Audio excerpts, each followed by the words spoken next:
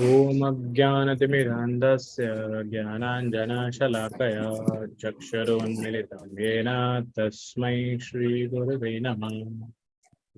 नमः ॐ विष्णुपादाय कृष्णपृष्ठाय भूतले श्रीमते भक्तिवेदान्तस्वामिनिति नामिने। नमस्ते सारस्वते देवे गौरवाणी प्रचारिणे निर्विशेषशून्यवादी पाश्चात्यदेशतारिणे। हे कृष्ण परम सिंधु दीनबंधु जगतपते गोपेश गोपिका कांत श्री राधा कांत नमस्ते। तप्त कांचन गौरांगी श्री राधे वृंदावनेश्वरी वृषभानुसुते देवी प्रणमामि हरिप्रिये। वंशाकल्पतरुभ्यश्च कृपा सिन्धुभ्येव च पतितानां पावनेभ्यो वैष्णवेभ्यो नमो नमः। जय श्री कृष्ण चैतन्य प्रभु नित्यानंद श्री अद्वैत गदाधर श्रीवासादि गौर भक्तवृंद। हरे कृष्णा कृष्ण कृष्णा हरे हरे, हरे राम राम राम हरे हरे। अनंत कोटि वैष्णववृंद की जय, श्रील प्रभुपाद की जय, श्री राधा माधव की जय। हरे कृष्णा, सभी को दंडवत प्रणाम। हरे कृष्णा प्रभु जी, दंडवत प्रणाम। दंडवत प्रणाम माता जी। हरे कृष्णा।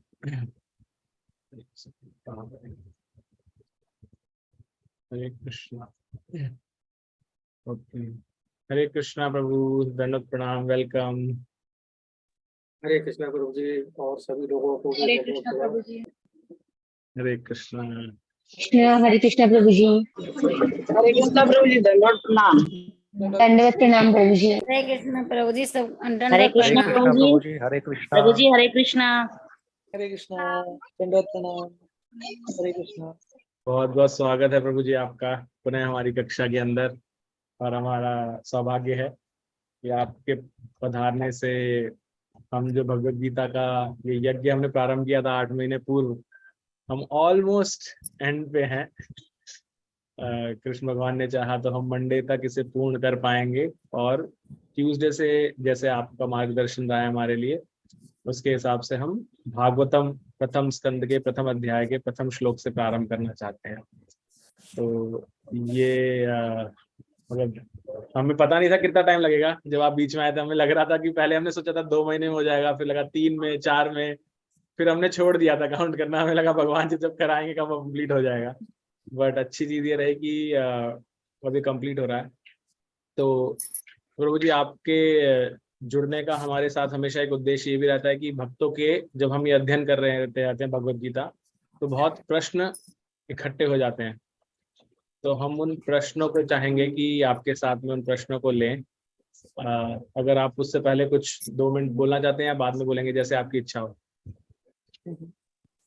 तो पहले तो मैं बहुत खुश हूँ आप सब लोगों के साथ फिर से जुड़ने में। मुंडिया कपड़ा में देख के चल लेगो ना। मेरा हमेशा दिल रहता है कि मैं आते रहूं यहाँ पे, पर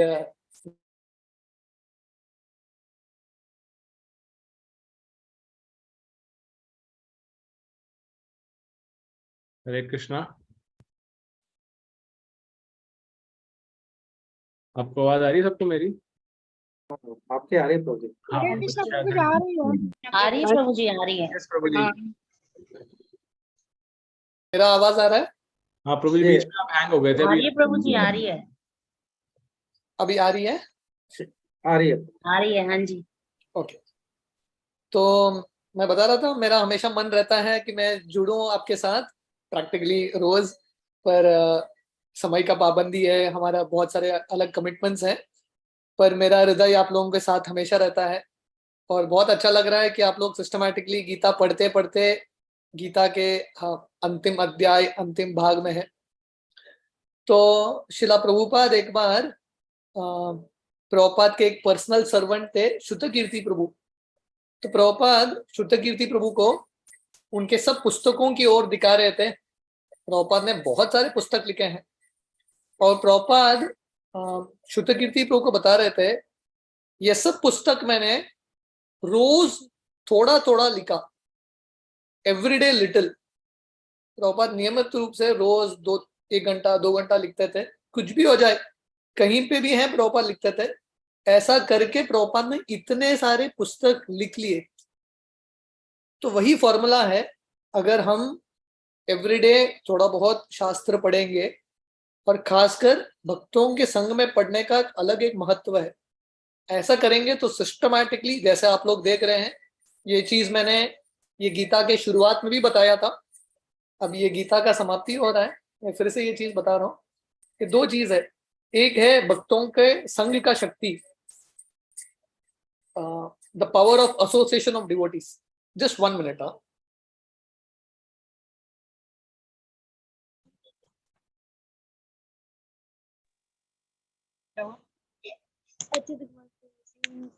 तो दो चीज, या हरे कृष्णा, सॉरी, ओके। सो दो चीज है, एक तो भक्तों के संग अगर हम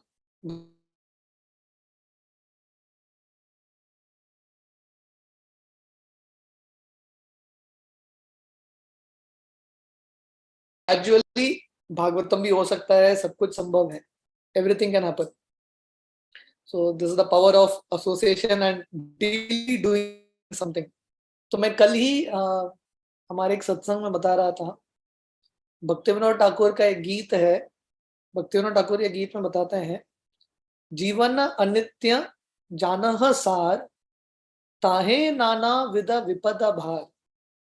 तो भक्तिविनोद ठाकुर बताते हैं कि जीवन का सार क्या है, ये जानना कि जीवन अनित्य है, अंत कभी भी आ सकता है। श्रील प्रभुपाद कृष्णा बुक के इंट्रोडक्शन में लिखते हैं, one should be conscious of death. हमको जानना चाहिए कि मृत्यु कभी भी आ सकता है। जीवन अनित्य जानह सार, ताहे नाना विद विपद भार। जीवन अनित्य ही नहीं है, इतने सारे कष्ट और पीड़ा है। आप किससे भी बात करो, इतने सारे कष्ट के साथ लोग गुजर रहे हैं। तो इसलिए हमको क्या करना चाहिए, भक्तिविनोद ठाकुर बताते हैं, नाम आश्रय करी जतने तुम्ही, ताकह आपन काजे। हमको क्या करना है, भगवान के नामों का आश्रय और भगवान के कथा का आश्रय। थोड़े दिन पहले ही इस्कॉन का इनकॉर्पोरेशन का दिन था, 11 जुलाई। प्रभुपाद ने यह संस्था क्यों शुरू किया है, why did Prabhupada start this society? ताकि हम भक्तों के संग में आके कृष्ण कथा, कृष्ण कीर्तन का लाभ ले सके। तो ये करने से क्या होगा, हम एक्चुअली शाश्वत जिंदगी की ओर जा सकते हैं, हमारे जिंदगी के अलग अलग कष्टों से निवारण प्राप्त कर सकते हैं। We can actually rise about the problems. ये दुनिया के कष्टों का कुछ सोल्यूशन नहीं है, एक ही सोल्यूशन है, ये कष्टों के परे जाना है। कथा का श्रवण, रीडिंग स्क्रिप्चर्स। भगवान कृष्णा के गीता सुनाते हैं, तो प्रभुपाद वर्णन करते हैं कि दो तरीके की कृष्ण कथा है। एक जो कृष्ण बोलते हैं वो है गीता, जो अभी आपका समाप्त हो रहा है। दूसरा कृष्ण कथा है जो कृष्ण करते हैं, कृष्ण की लीलाएं, वो भागवतम है। और ये कृष्ण कथा अभी आप लोगों का प्रारंभ होगा। तो प्रभुपाद बताते हैं कि महाप्रभु चाहते थे कि लोग ये दोनों कृष्ण कथा का लाभ लें, और हम सबका कर्तव्य है इन कृष्ण कथा का श्रवण करना और दूसरों को कराना। ये करने से एक्चुअली हमारे जिंदगी में, समाज की जिंदगी में everyone can actually be happy. तो जैसे मैं एक गीत बता रहा था भक्तिविनोद ठाकुर का, भक्तिविनोद ठाकुर बताते हैं, नाम आश्रय करी जतने तुम्ही, ताकह आपन काजे। कि ताकह आपन काजे का दो अर्थ है। एक है भगवान का हरिनाम, भगवान का कथा, ये हमारा मेन बिजनेस है। अलग अलग कार्य करते हुए हमारा मुख्य कार्य है कृष्ण कथा, कृष्ण कीर्तन, दैट्स इट। और इसका दूसरा अर्थ है, हमारे अलग अलग कार्य करते हुए थोड़ा समय रोज निकालना कृष्ण कथा के लिए, सत्संग के लिए, कीर्तन के लिए, ये बहुत इंपॉर्टेंट है। तो जैसा आप लोग कर रहे हैं, तो ऐसा हमारा जिंदगी, पूरा जिंदगी भर यही प्रयास होना चाहिए, टिल द फाइनल मोमेंट। अंत समय तक हमको कृष्ण कथा, भक्तों का संग पकड़ के रखना है। ये करेंगे तो हमारा नैया पार हो जाएगा। We can actually cross this ocean of birth and death. तो आप सब लोगों को मेरे हृदय से बहुत बहुत अभिनंदन कि आप लोग ये अभियान में इतने देर से, जैसे प्रभु जी बोल रहे थे 2 महीने का प्रॉमिस किया था, 8 महीना हो गया।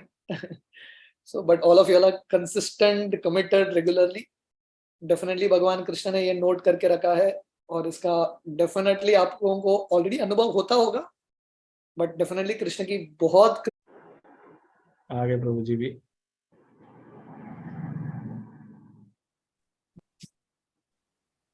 हरे कृष्णा प्रभु। Hare Krishna. You all can hear me? सुनाई दे यस रहा है? प्रभु जी, yes yes we can hear you. हाँ, थोड़ा पावर का प्रॉब्लम हो गया, गॉट कट। हाँ प्रभु जी, नो प्रॉब्लम। प्रभु जी तो मैं ये बोल रहा था कि भक्तों ने काफी प्रश्न किए हैं हमारे साथ। ओके, मैं उन प्रश्नों को रखना चाहता हूँ आपके समक्ष, एंड देन आप उत्तर दे सकते हैं उनके। एक प्रभु जी बहुत कॉमन प्रश्न था और ये अलग अलग भक्तों ने मुझसे पूछा था, तो मुझे लगा कि आपसे पूछना, मैंने अपनी तरफ से उत्तर देने की कोशिश की थी, लेकिन आप इसका उत्तर ज्यादा अच्छे से दे पाएंगे। ये प्रश्न था जो काफी समय से लोगों के सामने आता रहता है, ये है कि क्या इस्कॉन भी ईस्ट इंडिया कंपनी की तरह भारत पर कब्जा करने के लिए भारत में आया है और चाहता है ऐसा करना? वो यहाँ से धन एकत्रित करके बाहर भेज रहा है। तो ये मतलब डायरेक्टली भक्तों के यहाँ पे जो है उनके प्रश्न नहीं है, लेकिन उनसे कुछ लोगों ने प्रश्न किए ऐसे, तो उनके समक्ष भी उसका जवाब नहीं था बहुत ढंग से। मैंने क्लैरिफाई तो किया है, लेकिन आप थोड़ा सा इसको और थोड़ा समझाइए।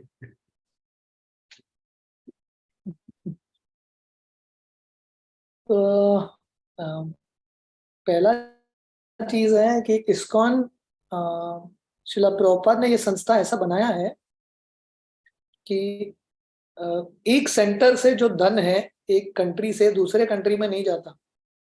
सो प्रभुपाद ने ये इस्कॉन के हर एक जो टेम्पल्स है उसको डिसेंट्रलाइज किया है। मतलब हर मंदिर को अपना धनराशि इकट्ठा करना पड़ता है, अपना खर्च दिखाना पड़ता है, everything they have to do independently. तो प्रभुपाद ने सेंट्रली पैसा नहीं रखा है, प्रभुपाद ने सिस्टम नहीं रखा था, क्योंकि अगर सेंट्रली रहेगा हर जगह पे भक्त मेहनत नहीं करेंगे। तो प्रभुपाद चाहते थे कि भक्त मेहनत करें और उनके मेहनत के बल पे कृष्ण की कृपा प्राप्त करके धन प्राप्त करें और मंदिर को चलाए, राइट। तो इसलिए so Prabhupada has made this decentralized system. तो यहाँ पे ऐसा नहीं है कि एक मंदिर से पैसा दूसरा मंदिर में जाता है, ये कभी नहीं होता। 2-3 एक्सेप्शंस हैं प्रभुपाद के धाम के जो प्रोजेक्ट्स हैं, खासकर मायापुर या वृंदावन हो, तो प्रभुपाद चाहते थे कि क्योंकि ये धाम पूरे दुनिया के लिए सबसे महत्वपूर्ण स्थलियां हैं, तो ये धाम के मंदिर के निर्माण के लिए सब देश से पैसा आता है। सो उल्टा ऐसा नहीं कि भारत का पैसा बाहर जाता है, उल्टा बाहर का पैसा अंदर आता है। आप सब लोग जानते हैं मायापुर में हमारा सबसे बड़ा मंदिर बन रहा है, विश्व का सबसे बड़ा मंदिर है। वो मंदिर का आधा पैसा, आधा से ज्यादा अमेरिका फॉरेन कंट्री से आया है। Alfred Ford American citizen 350 crore उन्होंने दिया है मायापुर जो भारत में है वहां पे मंदिर बांधने के लिए, है कि नहीं? तो it is not that money from here goes there, वहां से पैसा यहाँ आता है, ऑल द मनी। तो अभी आप जो जुहू मंदिर देख रहे हैं बॉम्बे में, वृंदावन मंदिर, मायापुर का जो मंदिर है, ये सब का पैसा अमेरिका के भक्तों ने उस समय श्रील प्रभुपाद के समय पुस्तक का वितरण किया और वहां के जो पुस्तक वितरण के प्रॉफिट से ये सब मंदिर खड़े हुए हैं। So the temples, the main temples of ISKCON, Vrindavan, Mayapur, these are all based on funds that come from outside. तो ये बिल्कुल सही नहीं है कि यहाँ से धन वहां जाता है, उल्टा बाहर देश से धन भारत में आता है। प्रभु जी वही प्रभु जी हैं जिन्होंने, जिनकी सबसे बड़ी गाड़ियों की वो फैक्ट्री है। हाँ हाँ हाँ, बराबर, जो मायापुर में जो करोड़ों रुपया भेजते हैं। बराबर है, बराबर। धन्यवाद प्रभु जी। प्रभु जी नेक्स्ट प्रश्न था ये, अगेन अब जो हमने अध्ययन किया उसके आधार पे था, और उसके लिए मैं स्क्रीन शेयर करता हूँ ताकि वो श्लोक हमें दिख सके। 18वें अध्याय का 4था श्लोक था। ये कालीचरण प्रभु जी ने प्रश्न किया था कि इस अध्याय के इस श्लोक में, और प्रभु जी कालीचरण प्रभु जी आप प्रश्न कर सकते हैं अगर मैं ढंग से ना बता पाऊं। तो प्रभु जी ने बोला था यहाँ 2 शब्द आए हैं, भरत सतम और पुरुष व्याग्रह। ये दोनों शब्द अर्जुन के लिए उपयोग किए गए हैं। तो अगर अर्जुन के लिए ये किया है तो भारत वंश के अन्य राजाओं को देखते हुए अर्जुन के लिए ये 2 विशेषज्ञ कैसे उचित हैं? प्रभु जी यही प्रश्न था आपका? प्रभु जी आप म्यूट है। हाँ प्रभु। स्क्रीन थोड़ी बड़ी कर दीजिए, बहुत छोटा दिखाई दे रहा है।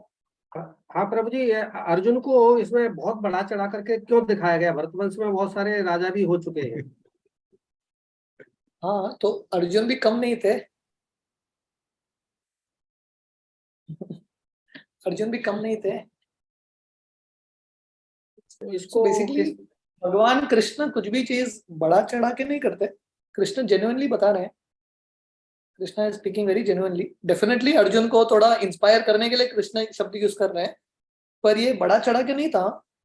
कृष्णा इज डेफिनेटली, अर्जुन इतने महान व्यक्ति हैं, है कि नहीं? अर्जुन ने इंद्र को परास्त कर दिया, शिव जी को परास्त कर दिया, वेरी वेरी पावरफुल पर्सनालिटी। तो भारतवर्ष में तो जब किसी का गुणगान होता है, ऐसा नहीं कि बाकी लोगों को नीचा दिखाना पड़ता है। It's not necessary. हर व्यक्ति का ऐसा ही गुणगान हो सकता है। भारत के जो श्रेष्ठ है बहुत सारे लोग हो सकते हैं। क्योंकि इसी संदर्भ में एक दूसरा श्लोक लूं, 1134। ओके, तो उसमें जस्ट है, एक मिनट, मैं भी अपना गीता कॉपी लेके आता हूँ। जस्ट एक मिनट, जस्ट 1 मिनट।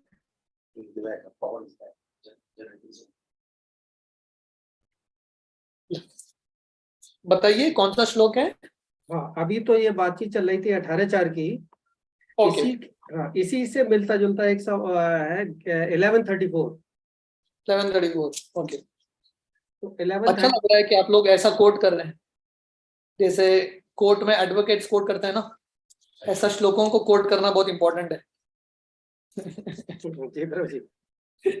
यस, 1134।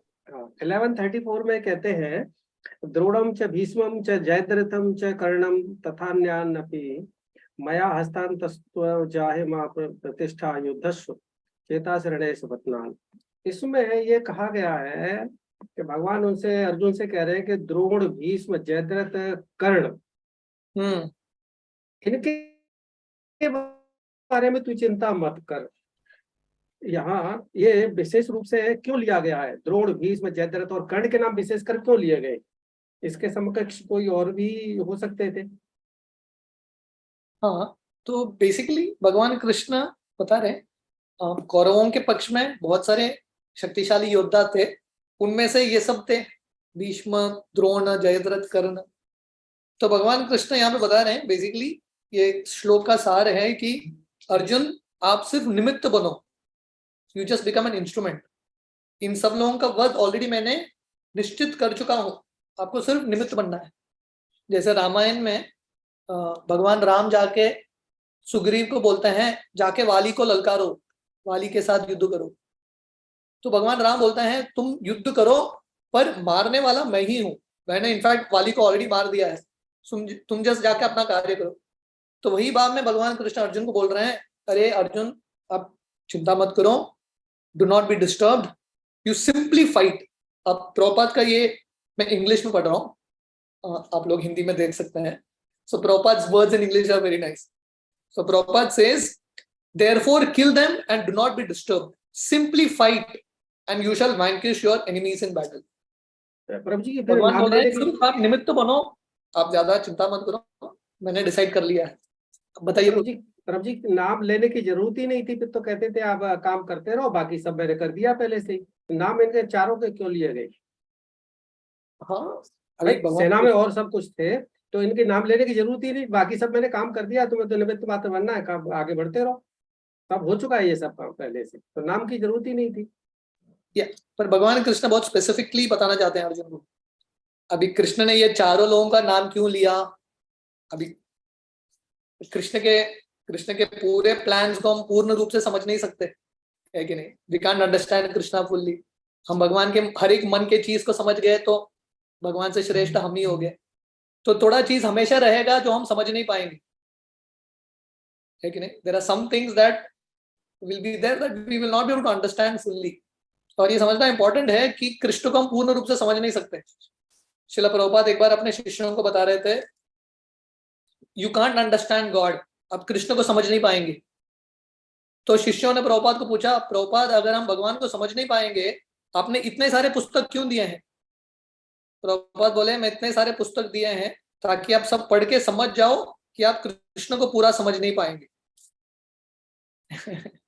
मतलब आप जितना भी समझो कम ही रहेगा. So why did Krishna use these 4 personalities name? Not very clear, but definitely these were like some very important. Arjun के लिए ये 3-4 लोग बहुत महत्वपूर्ण टारगेट्स थे जिनके बारे में अर्जुन चिंतन कर रहे थे. तो भगवान कृष्ण बोलते हैं ये बड़े बड़े दिग्गज मैं संभाल लूंगा, अब निश्चिंत होकर युद्ध करना.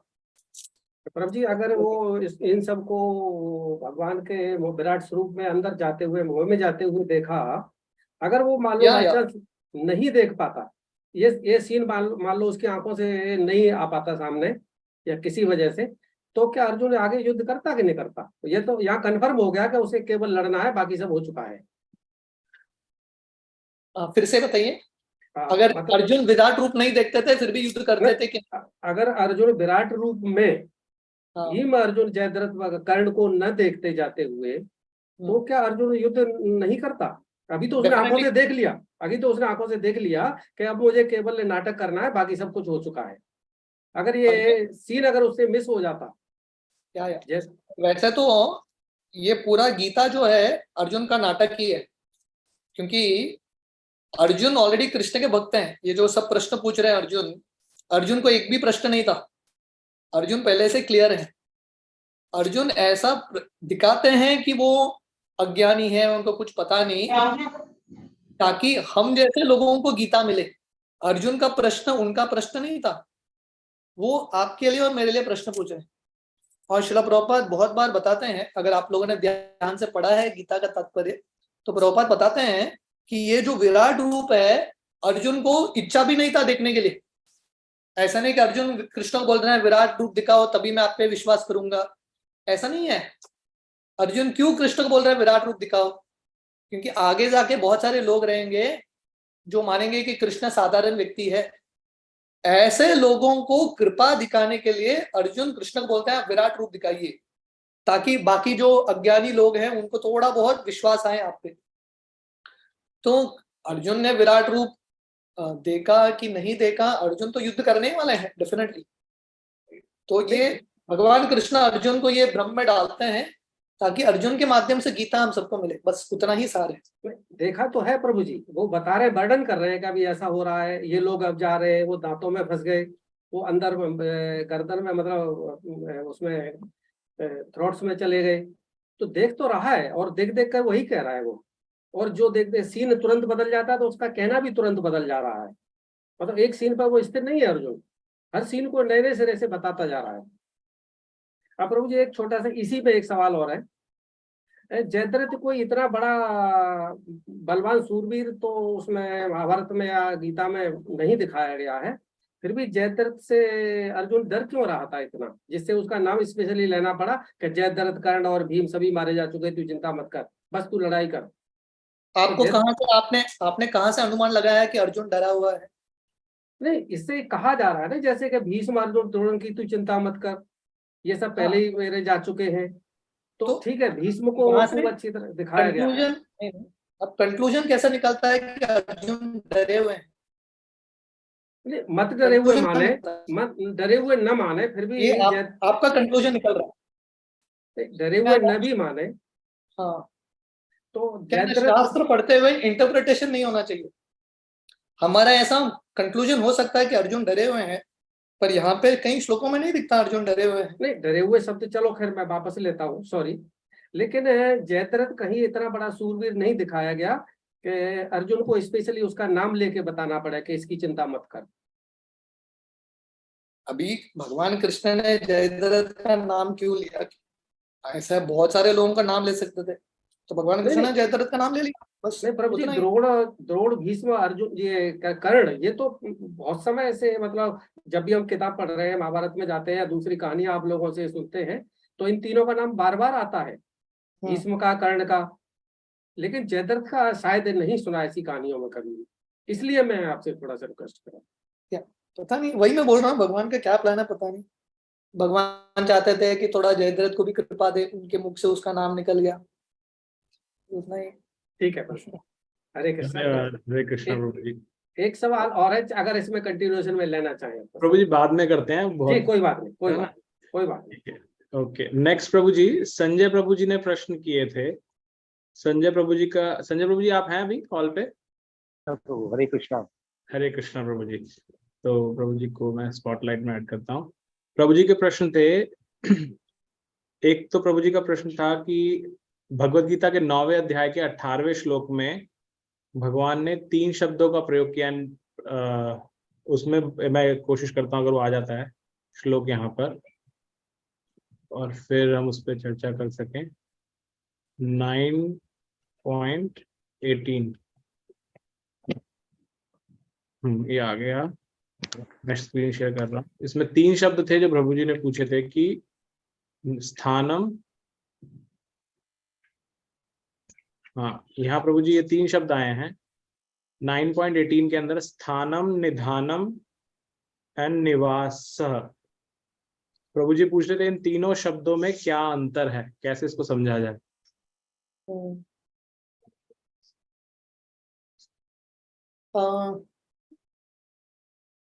Yeah, it could be somewhat connected also. So Krishna is basically saying स्थानम का अर्थ है ग्राउंड, प्रॉपर इंग्लिश में हिंदी में कैसे ट्रांसलेट करते हैं, भूमि, स्थिति। ओके, निवास धाम, और तीसरा क्या था उनका प्रभु जी का? निदानम। निधानम। निधानम का है आश्रय। So it could mean something very similar, जैसे संस्कृत में होता है ना मित्र, सुहृद, these are all similar terms. थोड़ा बहुत फर्क होता है but they are almost the same thing. So basically भगवान कृष्ण बताना चाहते हैं जो ग्राउंड, जो स्थान, जो भूमि पे हम खड़े हैं, जो भगवान का धाम है, निवास, जहाँ पे हम निवास करते हैं, और जो आश्रय, आश्रय का अर्थ एक it could mean a physical place, हम एक घर का आश्रय लेते हैं, और आश्रय का अर्थ होता है हम जिसकी ओर देखते हैं प्रेम के लिए, जिसे हम आश्रय प्राप्त करते हैं। जैसे भागवतम में ध्रुव महाराज जाके अपने पिता की गोद में बैठने का प्रयास करते हैं, क्योंकि पिता बच्चे के लिए आश्रय देते हैं, या माँ जो है बच्चे के लिए आश्रय देती है, तो वो भी हो सकता है। तो भगवान कृष्ण बेसिकली बता रहे हैं यहाँ पे कि मैं स्थान हूँ, आई एम द प्लेस। जो भी धाम दिखते हैं ये दुनिया में, स्वर्ग लोक हो या जो भी लोक हो, डिफरेंट अबोर्ड्स, एंड आश्रय, सबके आश्रय विग्रह हम ही है। जैसा मैं शुरू करने से पहले मैंने भक्ति विनोद ठाकुर का ये गीत बताया था, नाम आश्रया करी जतने तुम्ही। अल्टीमेटली हम अलग अलग चीजों का आश्रय लेते हैं, पर अल्टीमेट आश्रय, शेल्टर हमको देने वाले हैं Krishna. So that's the whole essence of it. तो इवन इन गीता के दूसरे अध्याय में भी जब भगवान कृष्ण आत्मा के अलग अलग गुण बताते हैं, कभी कभी अलग अलग शब्दों का उपयोग करते हैं पर उसका अर्थ लगभग सिमिलर है, सेम। तो प्रभुपाद बताते हैं कभी कभी ऐसा लगता है कि कृष्ण वही चीज को बार बार क्यों दोहरा रहे हैं, same point.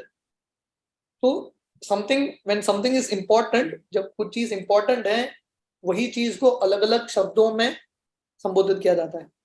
So all these 3 things are quite similar in one sense. Thank you Prabhu. Prabhu ji, I am just seeing if there is anything in the purport.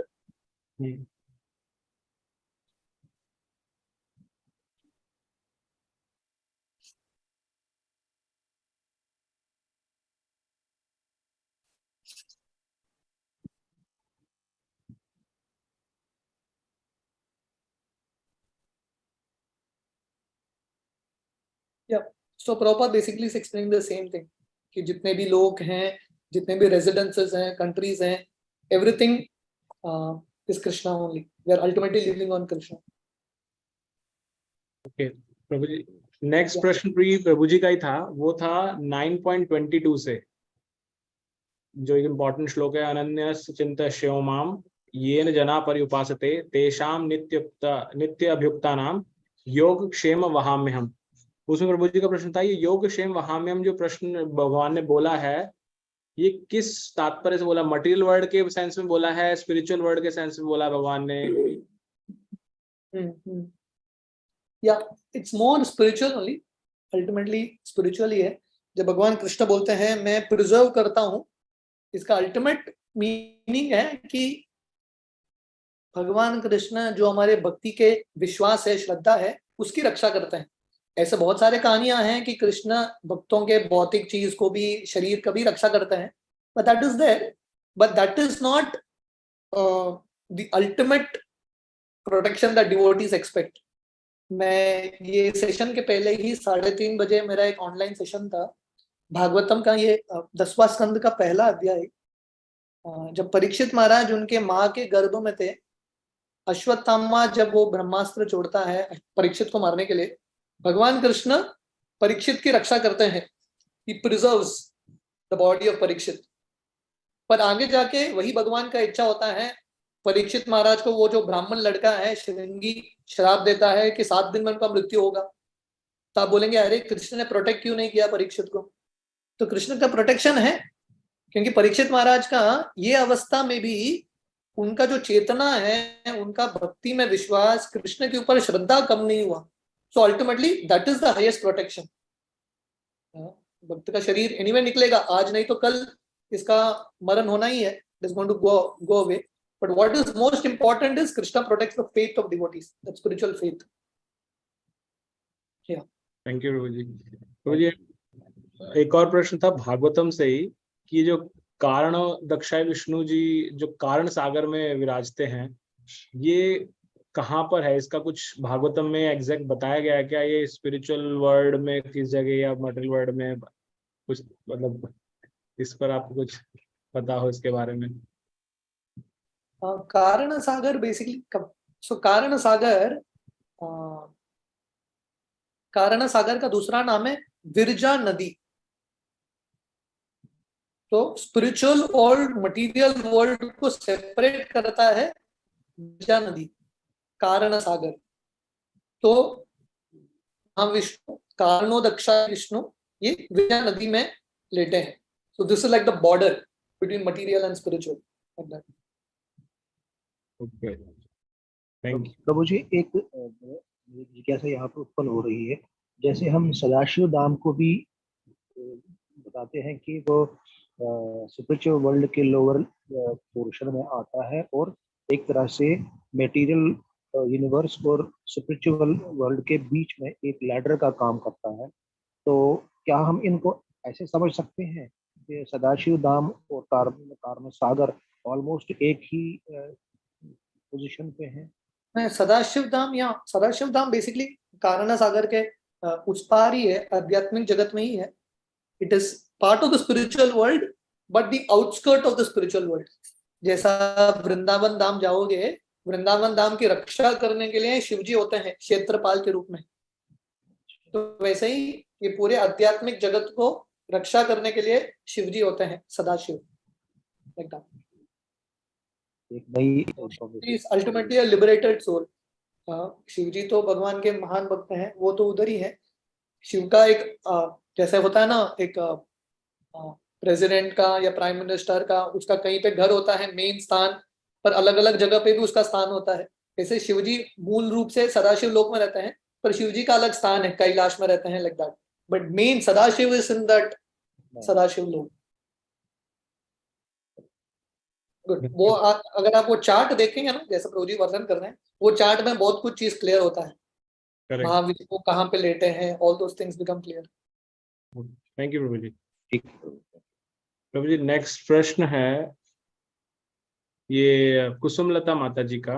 माता जी आप हैं क्या कॉल में? हाँ जी प्रभु जी, हरे कृष्ण प्रभु जी। हरे कृष्ण माता जी। हाँ जी। तो कुसुमलता माता जी प्रभु जी प्रश्न कर रहे थे कि भोग, प्रसाद, महाप्रसाद और महाप्रसाद में क्या अंतर है?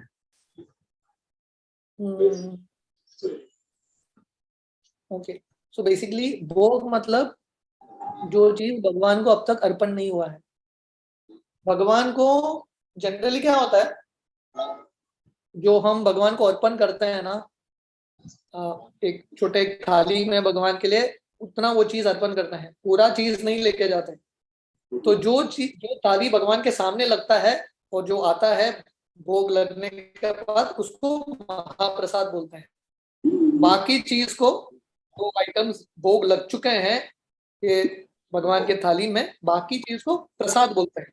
और महाप्रसाद है जो भगवान का उच्चिष्ट भक्तों ने खाया है, शुद्ध भक्तों ने, उनका जो रेमनेंस है उसको महाप्रसाद बोलते हैं। धन्यवाद प्रभु जी, धन्यवाद। यस प्रभु जी, इसकी हिंदी क्या कहेंगे? अभी रैमी ने क्या मतलब जो महाप्रसाद के बारे में अभी आपने बताया था, हाँ, तो उसकी हिंदी में उसको क्या कहेंगे? जैसे क्या अभी लास्ट में महा आपने महाप्रसाद के बारे में लास्ट वर्ड आपने बताया था, लास्ट महाप्रसाद मतलब भक्तों इंग्लिश का में इसको आपने इंग्लिश में इसको बताया हाँ? था, उसको जरा रेमनेंट्स, हाँ, भक्तों का remnants। उच्चिष्ट रेमनेंट हाँ, ठीक ठीक जो उन्होंने उनके थाली में जो छोड़ दिया है उसको उच्चिष्ट बोलते हैं। जी, ठीक ठीक।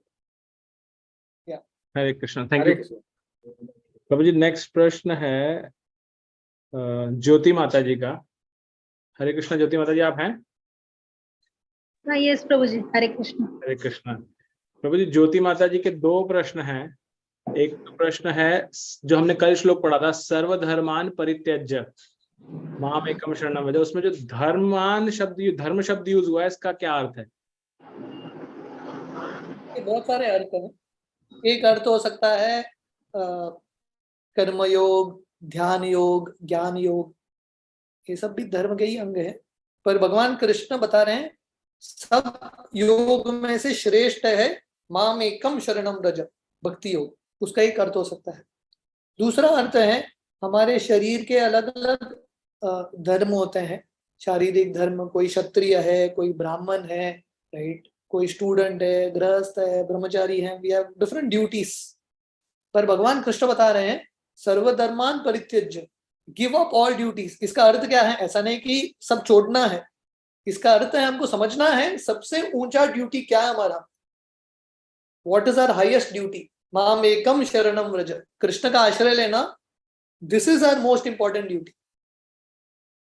इसलिए हमारे लिए ये श्लोक का सबसे ज्वलंत उदाहरण है वृंदावन की गोपियां।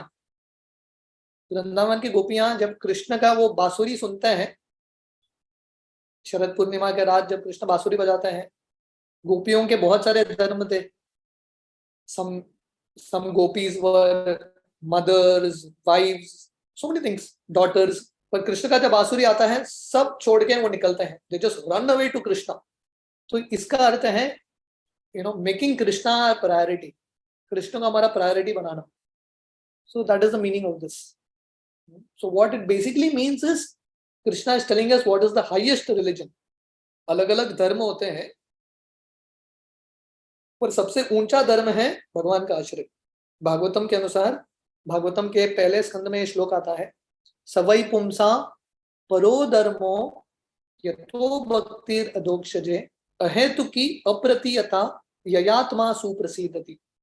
बहुत सारे धर्म है पर सबसे ऊंचा धर्म सवै पुंसा परो धर्मो, द हाईएस्ट रिलीजन, सबसे हाईएस्ट रिलीजन क्या है? यतो भक्तिर अधोक्षजे, कृष्ण का भक्ति करना बिना हेतु के और बिना रुकावट के, that is the highest religion. Thank you, thank you प्रभु जी। एक माता जी की बेटी है 20 इयर्स की, उसका प्रश्न था, वो एक्चुअल में अभी तो ज्वाइन नहीं कर पाई हमारे साथ, बट वो रिकॉर्डिंग माता जी शेयर करेंगी तो आपका उत्तर मिलेगा तो बढ़िया होगा। प्रश्न काफी इंटरेस्टिंग है, आप ही जवाब दे सकते हैं इसका। उनका प्रश्न था, हम देखते हैं कि हाईली एजुकेटेड भक्त ब्रह्मचारी बनकर इस्कॉन में सेवा दे रहे हैं, तो जो उन्होंने डिग्री ली उसका क्या? ये प्रश्न लोगों ने मुझे इतने बार पूछा है, so many people have asked me, प्रभु जी आपका इंजीनियरिंग डिग्री बेकार चला गया, इतना अच्छा सीट था, कितने लोग तड़प रहे वो सीट प्राप्त करने के लिए। Life is like this. मैं उनको बोलता हूँ फैक्ट चेक, रियलिटी चेक। मेरे इतने सारे दोस्त हैं जिन्होंने मेरे साथ इंजीनियरिंग किया है, कोई भी इंजीनियरिंग में नौकरी नहीं कर रहा है। थोड़े लोग चले गए बिल्डिंग बांधने में, थोड़े लोग बिजनेस में उतर गए, आधे से ज्यादा लोग मैनेजमेंट में घुस गए। आप समझोगे भारत का ये आधुनिक ये प्रश्न है, लोग इंजीनियरिंग करते हैं, इंजीनियरिंग के बाद मैनेजमेंट करते हैं, and once you get the job in management, उसका इंजीनियरिंग के साथ कुछ कनेक्शन नहीं होता। तो ऐसा ही होता है जिंदगी में, you start with something and then it leads to something else, कुछ और हो जाता है। पर मैं एक चीज हमेशा बताता हूँ, एजुकेशन कभी वेस्ट नहीं जाता, nothing goes waste, you know. So education is a process where you don't stop. The whole idea of education, मेरे लिए सबसे महत्वपूर्ण चीज है एजुकेशन का, you are always in a learning spirit. इसमें मैं प्रैक्टिकल उदाहरण दूं, जो लोग कंप्यूटर इंजीनियरिंग में डिग्री करते हैं ना, आप 4 साल का डिग्री कोर्स होता है। When you reach the 4th year, आपने जो जो सॉफ्टवेयर सीखा है सब आउटडेट हो जाता है। By the time you reach the 4th year, everything is outdated, क्योंकि समय चेंज हो गया। आप बोल नहीं सकते मैंने 4 साल वही सीखा है वही करूंगा, अभी वो नहीं मिलेगा, वो करेंगे तो नौकरी नहीं मिलेगा, चेंज करना पड़ेगा, you have to change. So according to time your priority changes, your inspiration change. मुझे इतने सारे दोस्त मैं जानता हूँ जो इंजीनियरिंग में घुसते हैं, क्योंकि भारत में ना ये एक मैं 2 दिन बाद पेरेंट्स के लिए एक वर्कशॉप कर रहा हूँ। भारत में बीमारी है माता का, बीमारी क्या पता है, वो चाहते हैं कि बच्चे डॉक्टर बने या इंजीनियर बने, ये 2 चीज ही दिखता है उनको, डॉक्टर इंजीनियर डॉक्टर इंजीनियर। इतने सारे बच्चे स्टूडेंट्स जो इंजीनियरिंग करते हैं, 4 साल के बाद उनको समझ में आता है मैं इंजीनियरिंग करने के लिए पैदा ही नहीं हुआ था। After 4 years 5-6 years they realize that अरे मुझे कुछ और करना है जिंदगी में, I want to do something else, and they pursue their passion. तो मैं अकेला नहीं हूँ, या इस्कॉन के मॉन्क्स अकेले नहीं है जो उन्होंने सीट वेस्ट किया है, बहुत सारे लोग करते हैं। So in one sense, yes, the seat has got wasted, but in another sense, education never gets wasted. हर एक चीज का एक वैल्यू होता है। Thank you Prabhu ji. Hare Krishna Prabhu ji, thank you very much. और यह ऑफेंसिव क्वेश्चन था लेकिन बेटी ने पूछा था, और जिन्होंने ये त्याग किया है ना वो अच्छी तरह से बता सकते हैं, हम जैसे लोग नहीं बता सकते। अगर भक्ति में भी है लेकिन वो त्याग आपने किया है, वो हमने नहीं किया क्या, इसीलिए पूछा था। हरे कृष्णा। हरे कृष्णा प्रभु जी। नेक्स्ट क्वेश्चन है राकेश वेदी प्रभु जी के। हरे कृष्णा प्रभु जी, आप है ना कॉल में? हरे कृष्णा प्रभु जी। प्रभु जी दंडवत प्रणाम। दंडवत, कैसे हैं प्रभु जी? बड़ी बेसब्री से आपका इंतजार हो रहा था, बारिश रुक गई, अब आप आगे बहुत ऐसा लग रहा है कि बस अब बेड़ा पार हो जाएगा। मैं भी रुका था आप सब लोगों से मिलने के लिए। प्रभु जी 2 प्रश्न मैं, हाँ तो पहला प्रश्न प्रभु जी ने पूछा है, इन्होंने लिख के जो भेजा मैं उसमें से ऑर्डर में पूछ रहा हूँ। पहला प्रश्न था कि विग्रह पूजा और फोटो जो चित्र होता है उनकी पूजा में से कौन सी उत्तम है? हाँ, विग्रह पूजा अच्छा है, पर अल्टीमेटली सबसे इम्पोर्टेंट है भक्ति का भाव।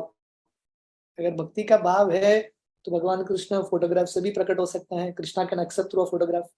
तो शास्त्र वर्णन करते हैं भगवान कृष्ण तो आध्यात्मिक हैं, कृष्ण का तो भौतिक रूप नहीं है, पर क्योंकि हम आध्यात्मिक रूप को नहीं देख सकते, भगवान कृष्ण अलग अलग भौतिक चीजों में अपने आप को दिखाते हैं। So there are different forms of God. भगवान के अलग अलग रूप हैं जो भौतिक पदार्थों में भगवान स्वीकार करता है। एक तो भगवान लकड़ी के रूप में आ सकता है, धातु के रूप में, मेटल के रूप में आ सकते हैं, या भगवान कृष्ण मिट्टी के रूप में, पेंटिंग के रूप में, ये सब रूप में भगवान कृष्ण का आगमन हो सकता है। मन में someone can even think about Krishna, वो भी एक मानसिक रूप होता है कृष्ण का। सो इसलिए पेंटिंग जो भी है, जो फोटोग्राफ्स है, that is also form of Krishna, वो भी कृष्ण का ही रूप है, बिकॉज ऑथराइज्ड है the paint form of Krishna. हमारे परम पूज्य राधानाथ स्वामी महाराज उनके जर्नियों पुस्तक में एक सुंदर प्रसंग लिखते हैं, शायद आपको इससे थोड़ा बहुत अंदाज आएगा। तो जब राधानाथ महाराज 1970s में वृंदावन में थे, तो वहां पे एक बाबा जी रहते थे जिनका नाम था घनश्याम बाबा। तो ये घनश्याम बाबा बचपन से लेके जब तक उनका अंतिम सांस चला, तब तक वो एक राधा कृष्ण के विग्रह की सेवा कर रहे थे, राधा गोपी जन वल्लभ। उनको ये विग्रह कैसे प्रकट होते हैं पता है? वो जब ये घनश्याम बाबा जब बालक थे, वो वृंदावन आए थे, तो क्या करते थे, यमुना के तट पे, यमुना की रेत में श्री राधा लिखते थे, श्री राधा, बस उतना ही, श्री राधा जी का आराधना करते थे, फूल अर्पण करते थे, अगरबत्ती दिखाते थे, भजन करते थे श्री राधा के सामने, और शाम के समय वो रेत को मिटा देते थे, वो शब्द को मिटा देते थे, और अगले दिन सुबह आके फिर से श्री राधा लिखते थे, उसी का भजन करते रहते थे। तो एक दिन ऐसा करते करते उनका हाथ किसी चीज को लगा, और वहां से ये राधा गोपीचंद वल्लभ विग्रह प्रकट हुए, Krishna appeared in this form. तो कहने का अर्थ है, अगर हम भगवान कृष्ण का चित्र ही नहीं, भगवान कृष्ण का जो नाम है, अक्षर है नाम का, इसका भी पूजा करेंगे तो कृष्ण की पूजा करने का लाभ मिलेगा, प्रोवाइडेड हमारा श्रद्धा हो, भक्ति का भाव हो। If you can do this, it is perfect. Thank you प्रभु। प्रभु जी आप कुछ बोल रहे हैं, आप म्यूट है प्रभु जी, राकेश विधि प्रभु जी आप म्यूट है। प्रभु जी, मेरा ये प्रश्न पूछने का मेन मतलब ये था कि जैसे अभी बहुत से लोग होते हैं वो, और मैंने कईयों से सुना भी है कि जैसे अभी हम लड्डू गोपाल की पूजा करते हैं तो लड्डू गोपाल को फिर अकेले नहीं छोड़ सकते, अपने साथ ले जाना जरूरी है। या जब हम विग्रह की पूजा शुरू करते हैं तो एक बार अगर विग्रह को स्थापित करते हैं तो फिर उसको हम को स्थापित ही रखना पड़ता है, हम उसको बदल नहीं सकते या कहीं कुछ नहीं कर सकते। तो इसलिए बताया गया था कि भाई इनसे ये अच्छा होता है कि अगर आप भगवान के जो तस्वीर है, फोटो की अगर पूजा करोगे तो वो ठीक है। तो इसी कंफ्यूजन में ये प्रश्न पूछा था प्रभु जी, तो इसमें से उत्तम क्या है प्रभु जी? नहीं, जो जिस भक्त ने आपको उत्तर दिया, उत्तर तो बहुत सही दिया है। तो मैं तो बोलता हूँ, पहले तो भक्तों को चित्र से ही शुरू करना चाहिए। पहले आप राधा कृष्ण के पिक्चर का अच्छा पूजा कीजिए, घाई मत कीजिए। डेटी वर्शिप के लिए डोंट बी इन अ हरी, घाई मत कीजिए। पहले राधा कृष्ण के तस्वीर का अच्छे से पूजा कीजिए, और धीरे धीरे जब अच्छे से आप करने लगोगे और एट सम पॉइंट आपको भाव आएगा तो आप विग्रह को लेके आना डेफिनेटली। पर जैसा बता रहे हो, एक बार विग्रह आ गए, गृहस्थों के घर में उतना स्ट्रिक्ट नहीं है जितना मंदिर में होता है, पर एक बार विग्रह है तो थोड़ा और गंभीरता से भगवान की सेवा करने की आवश्यकता है। तो कलयुग में खासकर अगर बहुत सारा काम है, टाइम नहीं है, तो पहला प्रायोरिटी होना चाहिए हमारा हरिनाम, गीता भागवत पढ़ना, इसमें ज्यादा फोकस। और आपके पास समय है, फैसिलिटी है, घर में कोऑपरेशन है, तो definitely you can get deities. प्रभु जी, मेरा एक दूसरा प्रश्न था, ये भी बहुत इम्पोर्टेंट है कि अध्याय 3 में श्लोक संख्या 10 और 11 है। मैं थोड़ा सा आपको वो श्लोक भी पढ़ के सुना देता हूँ। उसमें बोलते हैं, श्लोक नंबर 11 में है, देवाभ्यान ते देव भावयन्तु वह परस्परम भावयन्त श्रेय परम वापस। ये थोड़ा मेरा संस्कृत इतना अच्छा नहीं है प्रभु जी। तो ये जो इसके अंदर प्रभु जी कह रहे हैं कि तुम देवताओं की पूजा करो, यज्ञ करो और तुमको फल की प्राप्ति होगी। यहाँ पे प्रभु जी ये कह रहे हैं। लेकिन अगर हम अध्याय 18 के श्लोक नंबर 66 को अगर देखें तो वहाँ भगवान ये कहते हैं कि तुम जो है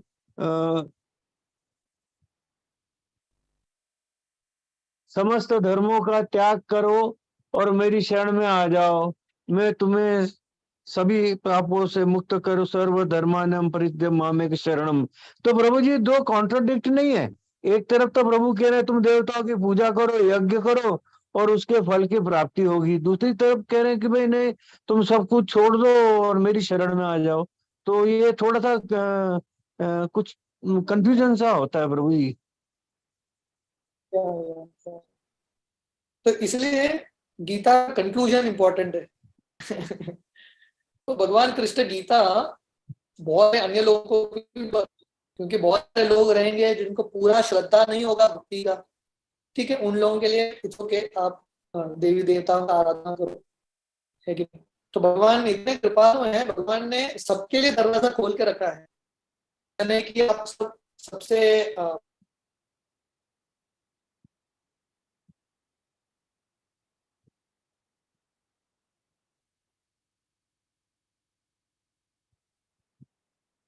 प्रभु जी का नेटवर्क का इशू हुआ दोबारा से।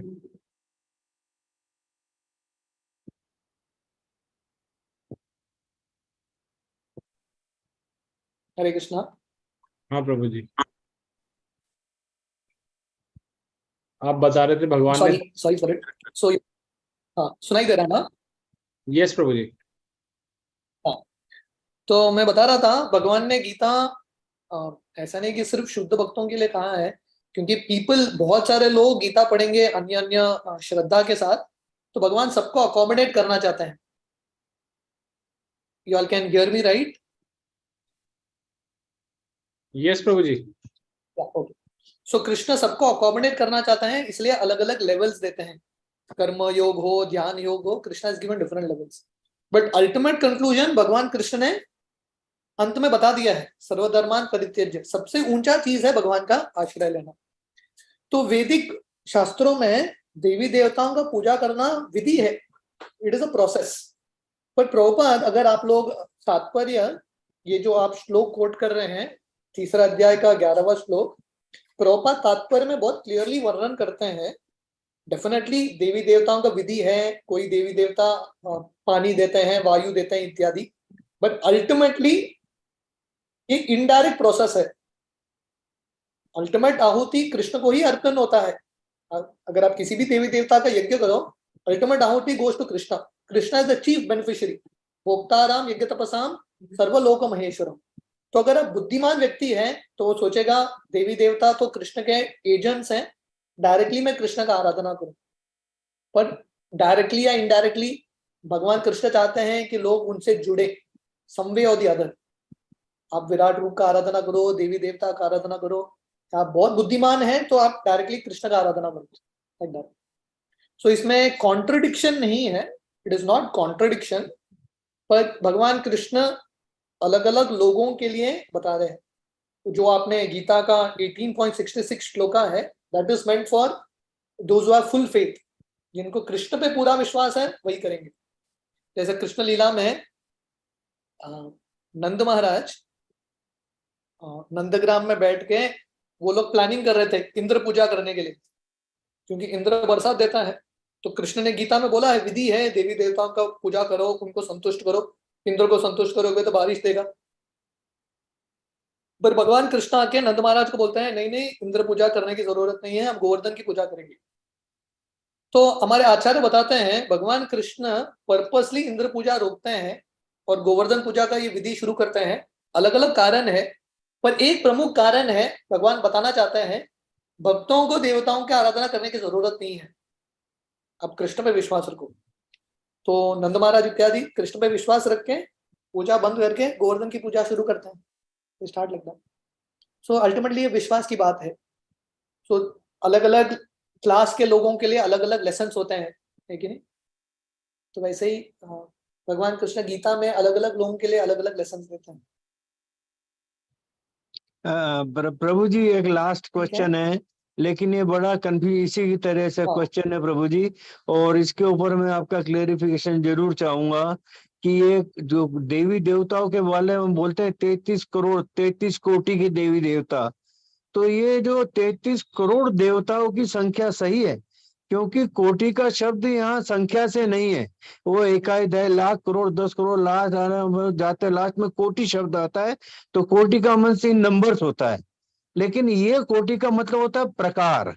तो वो 33 प्रकार के देवता, उसमें मनु इतने हैं और विश्वान इतने, ये एक वो मेरे पास अभी है नहीं, तो डेट इज मिलके आल मिलके जो 33 टाइप 33 प्रकार के देवता है, जिसको हम 33 करोड़ के रूप में बोलते हैं। अब ये होता है क्या प्रभु, जब हम कहीं चर्चा करते हैं या किसी के साथ में बहस करते हैं तो वो हमारा एक तरीके से मजाक उड़ाते हैं या हमारे अज्ञान, बोले तुम्हारे पास तो 33 करोड़ देवता है, किसको पूजोगे, किसकी बात मानोगे, इस तरीके से।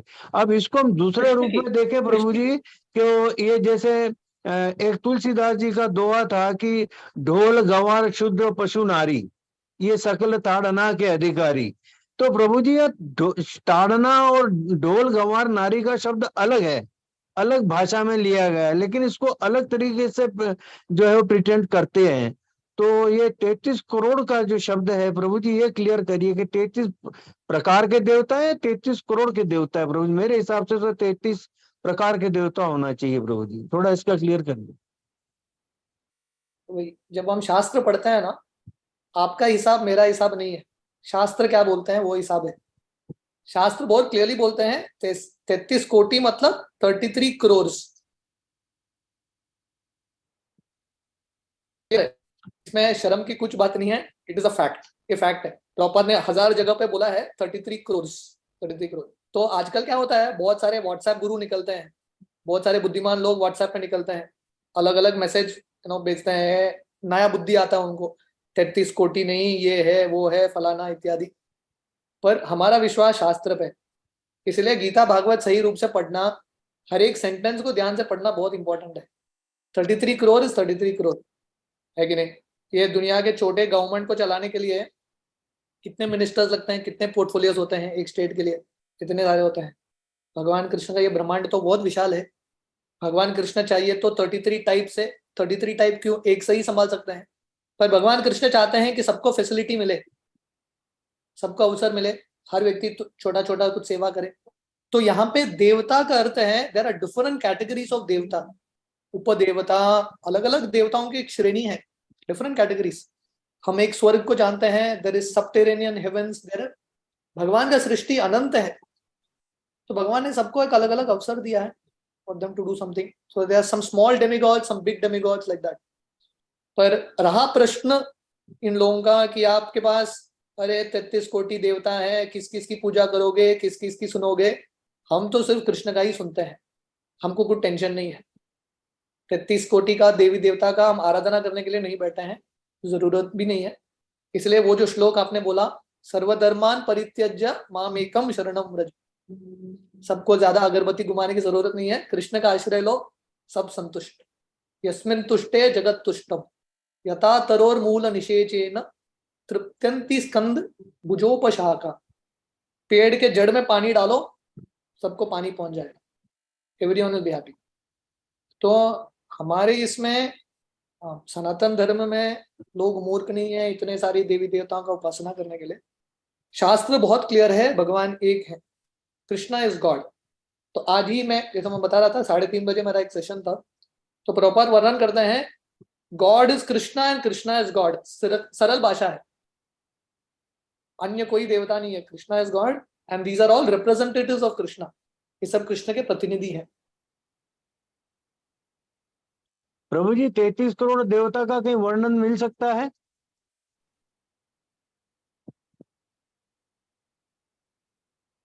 प्रभु जी यही बात मैं पूछना चाहता था। इतनी तरह की तो देवियाँ ही मिल जाएंगे प्रभु जी, इतनी तो 33 तो। हरी बोल। माता जी 33 करोड़ में बहुत फर्क है, इतनी तो इंडिया की पॉपुलेशन में नहीं थी उस वक्त। प्रभु जी ये खाली धरती की बात नहीं चल रही, ये स्वर्ग लोक ये सारे भगवान के अंडर में है, सबकी बातें चल रही हैं। कितने ब्रह्मांड है पता नहीं, हमें एक ही ब्रह्मांड का पता है सिर्फ। प्रभु जी हैंग कर गए। हरे कृष्णा प्रभु जी। हरे कृष्णा प्रभु जी। हरे कृष्ण प्रभु जी। हरे कृष्णा, इस तो नेटवर्क का इशू है प्रभु जी का फिर से। प्रभु जी हमारा एक क्वेश्चन था। हाँ माता जी।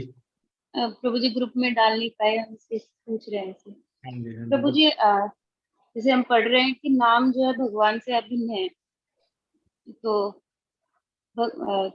जैसे कुछ लोग टैटू बनवा लेते हैं अपने हाथों पे, कुछ को हमने देखा कि बीट बैग पे भी भगवान का नाम लिखा होता है, और कपड़ों पे भी लोग पहनते हैं और कपड़ों के ऊपर लिखा हुआ होता है, गाड़ियों पे भी डलवा लेते हैं।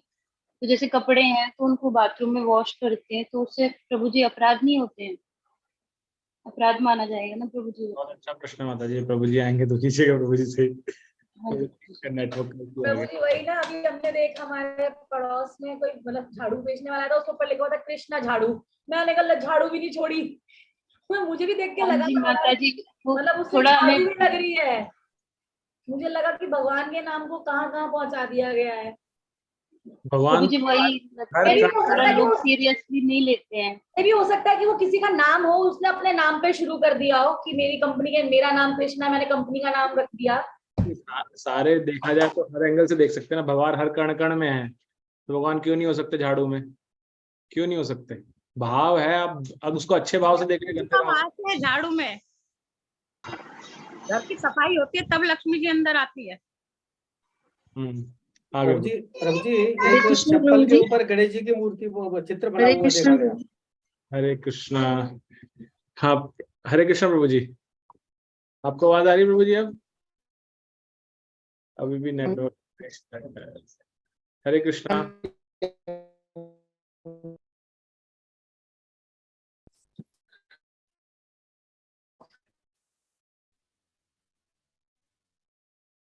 नेटवर्क इशू अभी भी है। प्रभु जी वीडियो ऑफ करके ट्राई कर सकते हैं।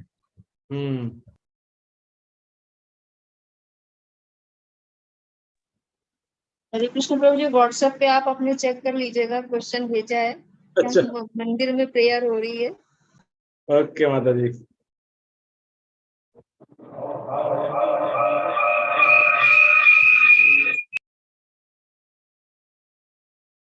हरे कृष्णा। हरे कृष्णा प्रभु जी। या आई एम वेरी सॉरी प्रभु जी। प्रभु जी कुछ प्रश्न और थे, जैसे आपके नाम का बताया ना, एक स्टोरी बताई थी आपने, वृंदावन में बाबा जी थे जो श्री राधा लिखते थे। तो एक माता जी का प्रश्न था, क्योंकि कॉन्टेक्चुअल इसलिए मैं इसको पहले ले रहा हूँ। सपना माता जी आप प्रश्न करेंगे? हाँ जी प्रभु जी। हरे कृष्णा प्रभु जी। या हरे कृष्णा प्रभु जी। प्रभु जी जैसे हमने पढ़ रहे हैं कि भगवान का जो नाम है भगवान के अभिन्न है। तो कुछ लोग भगवान का नाम जो है अपने हाथ पे लिखवा लेते हैं टैटू के रूप में। कुछ लोगों के कपड़ों पे भी लिखा हुआ होता है, कुछ गाड़ियों पे भी डलवाते हैं, कुछ हमने देखा बीट बैग पे भी लिखा होता है। तो जो कपड़े हैं वो बाथरूम में वॉश करते होंगे, तो उससे जो जल जाता है, गिरता है वो, तो उससे तो प्रभु जी अपराध बनते होंगे। या तो अगर आप भगवान के नाम का कपड़ा है तो डेफिनेटली वॉशरूम में नहीं धोना चाहिए, अलग सा उसको धोना चाहिए, या आप पहनिए मत, बेस्ट है। प्रभु जी आजकल लोग सीरियसली लेते नहीं है लोग, क्योंकि सबको हमने देखा है कि सबके श्रद्धा के ऊपर है। आपको अगर श्रद्धा है कि भगवान का नाम भगवान से अभिन्न है तो आप केयरफुली करोगे। अगर श्रद्धा नहीं है तो यू विल डू व्हाटएवर। तो ये श्रद्धा की बात है। श्रद्धा है तो आप ध्यान से करोगे। तो भक्ति के लिए केयरफुल रहना बहुत इंपॉर्टेंट है, अटेंटिव रहना। लोग चेन में डाल लेते हैं लॉकेट भगवान के नाम के, तो प्रभु जी अनजाने में वो पाप हो रहे हैं हमसे फिर। तो प्रभु जी अनजाने में वो हमसे अपराध हो रहे हैं, जिन लोगों को पता नहीं है। अनजाने में हो गए तो ठीक है, अभी जानने के बाद नहीं करना है। हाँ जी थैंक यू प्रभु। प्रभु जी वो जैसे जो टी शर्टों पे नाम लिखे होते हैं, फिर वॉशिंग मशीन में भी नहीं धोना चाहिए? वॉशिंग मशीन में धो सकते हैं। वो तो बाहर है, मतलब बाहर रखी हुई है, उसमें धो सकते हैं। या वॉशिंग मशीन ठीक है। हरे कृष्णा प्रभु जी। प्रभु जी को एकदम स्पॉट पे लेकर के हम ऐसे प्रश्न कर रहे हैं, मतलब प्रभु जी ने प्रिंसिपल बताया। आपका भाव, अगर आप भगवान में श्रद्धा रखते हैं, ये जो स्टोरी प्रभु भगवान की बताई कि वृंदावन में श्री राधा नाम लिखने से ही भाव आया और उसमें से विग्रह प्रकट हुए, तो भगवान का नाम अगर आपको नॉलेज आ गई तो आपको ऐसा कुछ काम ही नहीं करना चाहिए कि ऐसा आपको प्रश्न सोचना पड़े। वॉशिंग मशीन में तो आप देख रहे हो, वॉशिंग मशीन में तो इतनी चल रही है, तो आप भगवान को इतना घुमाएंगे क्या? ऐसे आप झूला झुला रहे हैं भगवान को, ऐसा भाव रखें तो अलग चीज हो जाती है, राइट? तो ये बहुत ही कॉम्प्लिकेटेड है। तो अपना भाव सिंपल रखिए, ऐसे अवॉइड कीजिए ऐसी चीजें पहनना। ये प्रभु जी बोलना चाह रहे थे। सबसे बेस्ट है वॉशिंग मशीन यूज ही नहीं करना है, हाथ से कपड़ा धोना है।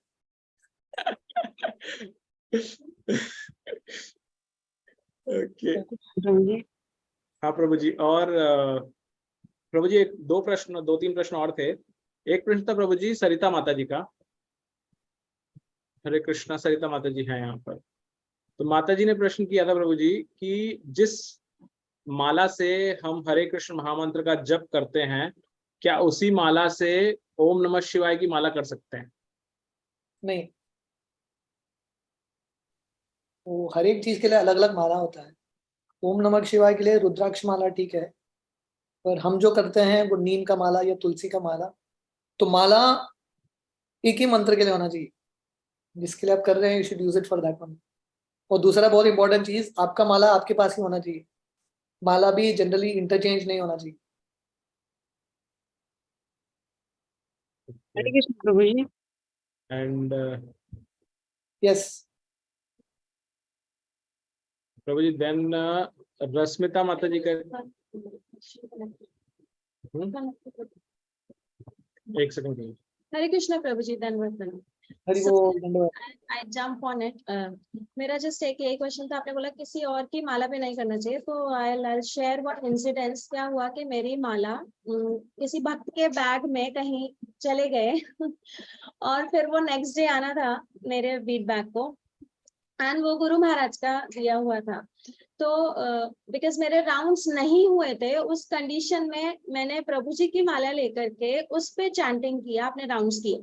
तो इस I know it's not thing, लेकिन कभी ऐसी सिचुएशन आ जाए तो कैन वी कंसिडर दिस के कर सकते हैं, या फिर हमें काउंटर से करना चाहिए, मतलब किसी और की माला यूज नहीं करनी चाहिए?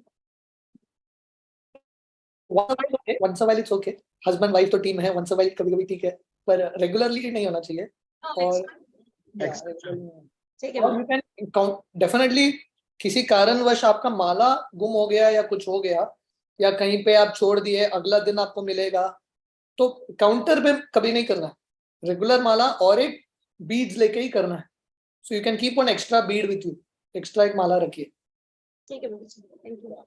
तो बहुत बार भक्त क्या होता है, जो दीक्षित माला है, कभी वो रस्सी टूट जाता है, भक्तों को देना पड़ता है 1-2 दिन उसको ठीक करने में, तब तक you can use another beads, और एक बीड्स यूज कीजिए और वापस वो पहले माला पे आप शुरू कर सकते। प्रभु जी, वो जो गुरु जी महाराज जी ने दिया, उससे जो पहले पुरानी माला थी उस पे कर सकते हैं फिर हम?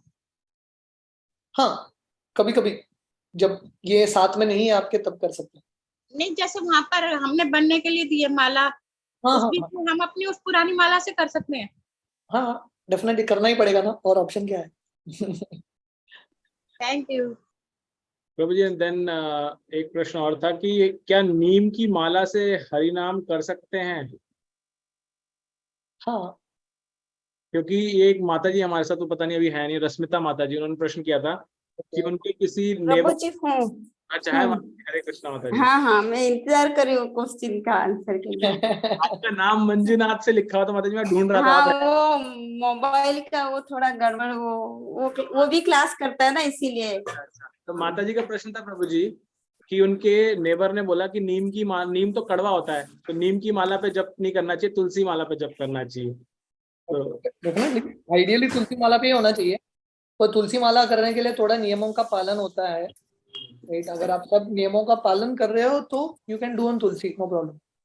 पर अगर आप जनरली, हम क्या करते हैं, शुरुआत के भक्तों के लिए तुलसी नहीं देते, क्योंकि सीधा तुलसी में करने से अपराध भी होता है, आप नियमों का पालन नहीं कर रहे हो। So better you start with, आप नीम के इसमें शुरू करो। और नीम तो कड़वा होता है, भगवान चैतन्य महाप्रभु का जन्म नीम पेड़ के नीचे होता है। तो नियम क्या होते हैं करने के? नीम भी शुद्ध है। हाँ, हरे कृष्ण प्रभु जी। नियम मतलब क्या होते हैं करने के? नियम क्या होता है, बेसिकली हमारे जो 4 रेगुलेटिव प्रिंसिपल्स है उसका पालन करना, एटलीस्ट 16 राउंड्स। तो जनरली जो भक्त तुलसी माला पे शुरू करते हैं, जनरली 16 राउंड शुरू करके ही करना, एटलीस्ट हमारे इस्कॉन में ये प्रथा है। आप 16 राउंड के स्तर पे हैं, अगर आप कांदा लहसुन इत्यादि नहीं लेते, 4 नियमों का पालन कर रहे हैं, then you can start chanting. और प्रभु जी, मगर नीम कड़वा होता है, मगर वो क्यों, वो बोल रहे नहीं कर सकते, मैं अभी तक मुझे क्लेरिफाई नहीं हो पा रहा है वो तो मैंने अब तक नहीं सुना है कड़वा होता है, दैट्स नॉट द रीजन। तो कुछ कारण होता होगा जिसके लिए भक्त ये नीम का ये यूज करते हैं। एक्चुअली वो एक ब्राह्मण है, वो मेरा फ्रेंड ब्राह्मण है, उनका वो बोलने का मतलब है उनका पूर्वज सभी भी जो भी थे सभी उनका घर में तुलसी की माला से ही करते हैं। वो नीम के मना ही करते हैं, वो नीम से नहीं करना चाहिए, आप कैसे कर रहे हो, वो गलत है, मुझे वैसा ही बोल रहे हैं। तो वो मेरा बहुत कंफ्यूजन हूँ मैं, करना चाहिए कि नहीं करना चाहिए। एक डर भी बैठ गया है वो करना चाहिए कि नहीं बोलते। डर कुछ, you don't have to get scared, डरने की कुछ बात ही नहीं है। जैसे मैं बता रहा था, हम नए लोगों को सीधा नीम का तुलसी का माला दे ही नहीं सकते, वो अच्छा, बहुत बड़ा अपराध वो है। उसमें वो क्या बहुत नियम बड़ा क्या अपराध होता है प्रभु जी? हाँ, तुलसी की माला में करने के लिए क्या क्या नियम होता है? मैंने बताया ना, 4 नियमों का पालन, मांसाहार नहीं, द्यूत क्रीड़ा नहीं, अवैध स्त्री संग अच्छा नहीं, नशा पान अच्छा नहीं, कांदा लहसुन नहीं, 16 अच्छा माला का जप, ये सब अगर आप कर रहे हैं तो आप निश्चिंत होकर तुलसी माला पे जप कीजिए, नो प्रॉब्लम। अच्छा अच्छा। तो फिर नीम सॉरी माता जी, आप म्यूट हो गए, आप अनम्यूट कर लीजिएगा एक बार। तो नीम की माला से कर सकते हैं अभी? या डेफिनेटली। माता जी, यहाँ पर जो अधिकतर भक्त हैं जो इस्कॉन से जुड़े हुए हैं, जप कर रहे हैं, वो सब नीम की माला पे जप करते हैं, अगर उनका दीक्षा नहीं हुआ है तो हमने अच्छा पहले नीम की माला से ही जप शुरू किया था। ऑलमोस्ट 6 साल नीम की माला पे ही जप किया है, तो ऐसा कुछ नहीं। एक्चुअली मैं अभी वो मालूम होने के बाद से ना मैं खुद ऐसे टाइमिंग देख के कर रही हूँ मगर माला यूज नहीं कर रही हूँ। वो क्या है, कंफ्यूजन है। वो और बड़ा गड़बड़ है ये। प्रभु जी, एक प्रश्न भी आया यहाँ पे चैट में कि क्या बिना माला के जप कर सकते हैं ऐप के द्वारा, या जैसे माता जी ने समय से बताया, या काउंटर से, तो क्या ये सब रास्ते सही हैं जप करने के? सबसे सही तरीका है माला में ही करना। चैतन्य महाप्रभु जो स्वयं भगवान है, वो स्वयं माला लेके जप करते थे। अच्छा, षड गोस्वामी माला पे जप करते थे। नहीं प्रभु जी, कभी कभी हमें क्या वो काम करते करते ही करना पड़ता है, टाइम ही नहीं मिलता। नहीं तो वो क्या है, हम किचन का काम करते, बच्चों का काम करते करते ही माला जप करते रहते हैं, तो वो टाइम में माला लेना नहीं हो पा रहा है। तो वैसे भी कर सकते। नहीं, क्या है, 2 चीज होता है। जब आप काम कर रहे हो और जप कर रहे हो, उसको एक्चुअली टेक्निकली जप में गिनती नहीं होता। अच्छा, जप का अर्थ है आप जप कर रहे हो और कुछ भी नहीं कर रहे हो, कुछ अच्छा, और कर रहे हो और जप कर रहे हो। इसका अर्थ है इट्स बहुत ही अच्छा है, इट्स वेरी गुड, पर उसका गिनती हमारे रेगुलर राउंड्स में नहीं होना चाहिए, दैट इज एक्स्ट्रा, वो अलग है। हाँ, जप का अर्थ क्या है, आप जप कर रहे हो और कुछ भी नहीं कर रहे हो। जप करके मोबाइल देखना, जप करके कार चलाना, जप करके कुकिंग करना, ये सब आइडियल स्टैंडर्ड्स नहीं है जप के। जप करना मतलब एकांत में बैठ के जप ही करना और कुछ भी नहीं करना। थैंक यू माता जी। हरे कृष्ण प्रभु जी, थैंक यू। हरे कृष्ण प्रभु जी। हाँ, यस पूनम माता जी। प्रभु जी, मेरा एक क्वेश्चन है, मैं बहुत टाइम से सोच रही हूँ। मेरे को ना किसी ने कंफ्यूज किया कि माला एक पूरी होती है, आपको जैसे जल छोड़ते हैं वो करना चाहिए क्या? जैसे आचमन करते हैं किसी चीज का, उसके लिए थोड़ा सा जल छोड़ते हैं, माला पूरी हुई उसके बाद आपने थोड़ा सा जल छोड़ा। मैं आप सब लोगों के लिए पहले भी जो प्रश्न पूछा माता जी ने, आपके भी प्रश्न का सबसे महत्वपूर्ण चीज है, आप इधर उधर का मत सुनिए। नहीं नहीं, आप मेरी बात नहीं समझे। किसी ने मेरे को बताया कि आपकी माला तब पूरी होगी जब उसमें जल छोड़ के और दूसरी माला स्टार्ट करोगे, पहले जल छोड़ो उसमें। वही तो बोल रहा हूँ, किसी ने मतलब क्या? तो ये इम्पोर्टेंट है या नहीं है? बिल्कुल नहीं है। ओके, थैंक यू प्रभु जी। हरे कृष्ण प्रभु जी। तो माता जी, आपको भी और बाकी सबको भी प्रभु जी ये बताना चाह रहे थे कि इधर उधर मत सुनो, एक जगह ध्यान लगाओ और उसी को फॉलो करो। आप यहाँ वहां के सुनेंगे तो कंफ्यूज हो जाएंगे। जी जी जी, ये मैं बताना चाहता हूँ। बेसिकली प्रभु जी, हमारा ऑब्जेक्टिव तो हरि नाम जप करना है ना। एग्जैक्टली। तो कैसे भी माला पे या करके किया हाँ जाए। हाँ, या वो तो हरिनाम जप करना है डेफिनेटली, पर एक विधि होता है जो हमारे आचार्यों ने सिखाया है, राइट? तो हमारे जो आचार्य हैं वो सब साइंटिस्ट हैं। जैसे वाटर बनाना ना, पानी, हाइड्रोजन का 2 मॉलिक्यूल, ऑक्सीजन का 1 मॉलिक्यूल, सही तरीके से वो करना पड़ता है, तभी होता है। तो ऐसे कृष्ण को प्राप्त करना एक तरीका है। हमारे आचार्य ने विधि दिया है बैठ के माला लेके करना। तो ये माला क्यों इंपॉर्टेंट है? क्योंकि आप जब माला अपने उंगली पे चलाते हैं तो अपना जो इंद्रिय है, स्पर्श है, वो भी भगवान की सेवा में उपयोग होता है। ये माला का कनेक्शन जब हम उंगली में रखते हैं माला को, हमारे कंसंट्रेशन में मदद करता है, तेरा मेनी थिंग्स। तो हमारे आचार्यों ने ये विधि दिया है, तो अगर हम हमारे आचार्यों की विधि के अनुसार चलेंगे तो फल बहुत जल्दी मिलेंगे।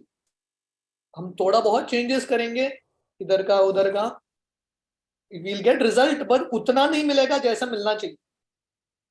तो आपको बेस्ट रिजल्ट चाहिए तो जैसा बताया है वैसा पालन कीजिए, एज इट इज। ऐसा कृष्ण गीता में बता रहे हैं, जैसा प्रभुपाद बता रहे हैं, एज इट इज पालन करोगे तब फल मिलेगा। आप थोड़ा इधर उधर करोगे ना, यू विल नॉट गेट। धन्यवाद प्रभु जी। प्रभु जी हरे कृष्ण प्रभु जी, दंडवत प्रणाम। हरे कृष्णा। एक सेकंड रुकिएगा माता जी। इंदुलेखा माता जी, मैंने जैसे ग्रुप में लिखा था, जो लोग प्रश्न पूछेंगे ग्रुप में उनको पहले प्रेफरेंस मिलेगा, तो आई विल अलाउ दैट। तो इंदुलेखा माता जी ने पूछा प्रश्न। माता जी, अभी आपके यहाँ मंदिर की पूजा समाप्त हुई तो आप डायरेक्टली पूछ सकते हैं, नहीं तो फिर जो आपने लिख के भेजा मैं पूछूंगा। आप म्यूट हैं अभी। जी प्रभु जी, बंद हो गई है। हाँ। हरे कृष्ण प्रभु जी, दंडवत प्रणाम। जी प्रभु जी, जैसे आज का सामाजिक स्तर हम देख रहे हैं कि बहुत ज्यादा डाइवोर्स के केसेस भी बढ़ गए हैं और लेडीज को भी काफी परेशानियां झेलनी पड़ती है, और पुरुष वर्ग को भी देखें तो उनको भी परेशानी झेलनी पड़ती है, किसी अलग अलग कंट्रीज में कॉन्टेस्ट में देखते हैं। तो एजुकेशन का हमारा सिस्टम कैसा होना चाहिए कि हम लड़कियों को, फिर कभी कभी ऐसा भी होता है कि 10 साल बाद या 20 साल बाद डाइवोर्स के केसेस देखने को मिल जाते हैं। बच्चों की परवरिश, अगर आध्यात्मिक शिक्षा भी ले रही हैं, उसके बाद चलो सेक्रीफाइस किया उन्होंने कि चलो बच्चों की देखभाल करनी है और सर्विस नहीं कर रहे, लेकिन फिर आगे जाकर के जो डाइवोर्स के केसेस हो जाते हैं या हस्बैंड नहीं रहते, तो उनके साथ काफी दिक्कतें आ जाती हैं, देखने को मिलती हैं। तो फिर ना तो वो इधर की रह पाती ना उधर की रह पाती। तो हमारे सिस्टम में क्या होना चाहिए कि इनके साथ ये प्रॉब्लम भी ना फेस कर पाए और जीवन उनका सुचारू रूप से हो पाए। बहुत इम्पोर्टेंट प्रश्न है फतेह जी ने पूछा है। तो श्रीला प्रभुपाद, हम थोड़े दिन पहले ही श्रीमद् भागवतम का ये तीसरा स्कंद है, 14वां अध्याय है। श्रीला प्रभुपाद वर्णन करते हैं वैदिक संस्कृति में लड़का का शिक्षण और लड़की का शिक्षण क्या है। जैसा आप एजुकेशन की बात कर रहे हैं, लड़का और लड़की के लिए एजुकेशन क्या है, तो प्रभुपाद बताते हैं लड़का का एजुकेशन है ब्रह्मचर्य, मतलब the boy should be trained in sense control, और लड़की का एजुकेशन है चास्टिटी। चास्टिटी का अर्थ है जब उसका शादी किसी से होगा उसके प्रति लॉयल रहना, उसका सेवा करना, तो ये लड़की का एजुकेशन है। तो हमारे वैदिक संस्कृति में मुख्यतः अलग अलग स्किल्स भी सिखाए जाते थे, पर स्किल से ज्यादा इंपॉर्टेंट है कैरेक्टर, वैल्यूज। और ये वैल्यू दो सरल चीज है। लड़का मतलब ब्रह्मचर्य, और ब्रह्मचर्य का एक है इंद्रियों का दमन, दूसरा चीज है ब्रह्मचर्य का, जो ब्रह्मचारी है लड़का है गुरुकुल में गुरु का सुनता है। तो बेसिकली शिक्षण क्या है कि आप गुरु का सुनो, वरिष्ठ का सुनो, शास्त्रों का सुनो। तो जो लड़का है आगे जाके जो विवाह करता है, पति बनता है, उसका कर्तव्य है गुरु के अनुसार, शास्त्र के अनुसार अपना घर चलाना। और अगर स्त्री को, लड़की को ऐसे काबिल पुरुष मिलते हैं तो स्त्री का कर्तव्य है ऐसे पुरुष की सेवा करना, और दोनों का उद्धार होता है इसमें। सो this is the training that is needed. आजकल के एजुकेशन में ये चीज बहुत इंपॉर्टेंट है। तो इसका सार में बोलेंगे तो वैल्यूज होना और शास्त्रों का पालन करना, ये शिक्षण प्राप्त करना बहुत इंपॉर्टेंट है। हमारे एक गौरांग प्रभु बताते हैं आप पैसा देके कार खरीद सकते हो, पर पैसा देके आप संस्कार नहीं खरीद सकते। यू कैन बाय संस्कार। तो आजकल पैसा देके बहुत कुछ एजुकेशन मिल जाता है, पर संस्कार पैसा देके नहीं मिलेगा, साधु संग में ही मिलेगा, शास्त्र पढ़ के ही मिलेगा। तो हमारे लिए एटलीस्ट मेरे हिसाब से सबसे महत्वपूर्ण एजुकेशन, तो जैसे शुरुआत में किसी ने मुझे प्रश्न पूछा था, आपने इंजीनियरिंग डिग्री वेस्ट किया, तो मुझे तो ऐसा लगता है मेरा सही एजुकेशन इस्कॉन में ज्वाइन करने के बाद ही शुरू होता है। And this is a fact, this a fact. जब तक व्यक्ति साधुओं के संग में नहीं आता, एजुकेशन का ई भी शुरू नहीं होता। रियल एजुकेशन मतलब स्पिरिचुअल एजुकेशन ही है। तो भक्तों के संग में रह के शास्त्र पढ़ना बहुत इंपॉर्टेंट है, लड़के के लिए और लड़की के लिए। नहीं तो जैसा आप बता रहे हैं, ये सब आधुनिक समाज के इतने सारे प्रॉब्लम्स हैं, डाइवोर्स, डेफिनेटली डाइवोर्स हो गया तो माँ को अकेले बच्ची को बड़ा करना पड़ता है, single mother, single parent, it's all a big problem this days.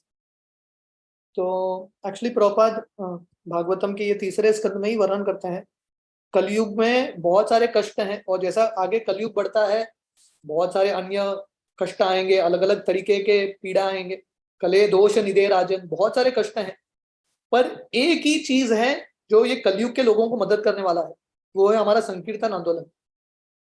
तो हमारे पास ये बहुत बड़ा उत्तरदायित्व है लोगों को ये संदेश देने के लिए। जैसा आप बोल रहे हैं, आजकल के बहुत सारे लोग डिप्रेस्ड हैं अलग अलग समस्याओं की वजह से, और सब लोग एक हल ढूंढ रहे हैं या आश्रय, शेल्टर ढूंढ रहे हैं, कौन मुझे सुकून देगा, आश्रय देगा। तो हमारे शास्त्रों में उत्तर है उसका। So it is our responsibility, हमारा उत्तरदायित्व है लोगों को ये मार्ग दिखाना। थैंक यू प्रभु जी। हरे कृष्ण प्रभु जी, धन्यवाद। एक प्रश्न और था प्रभु जी।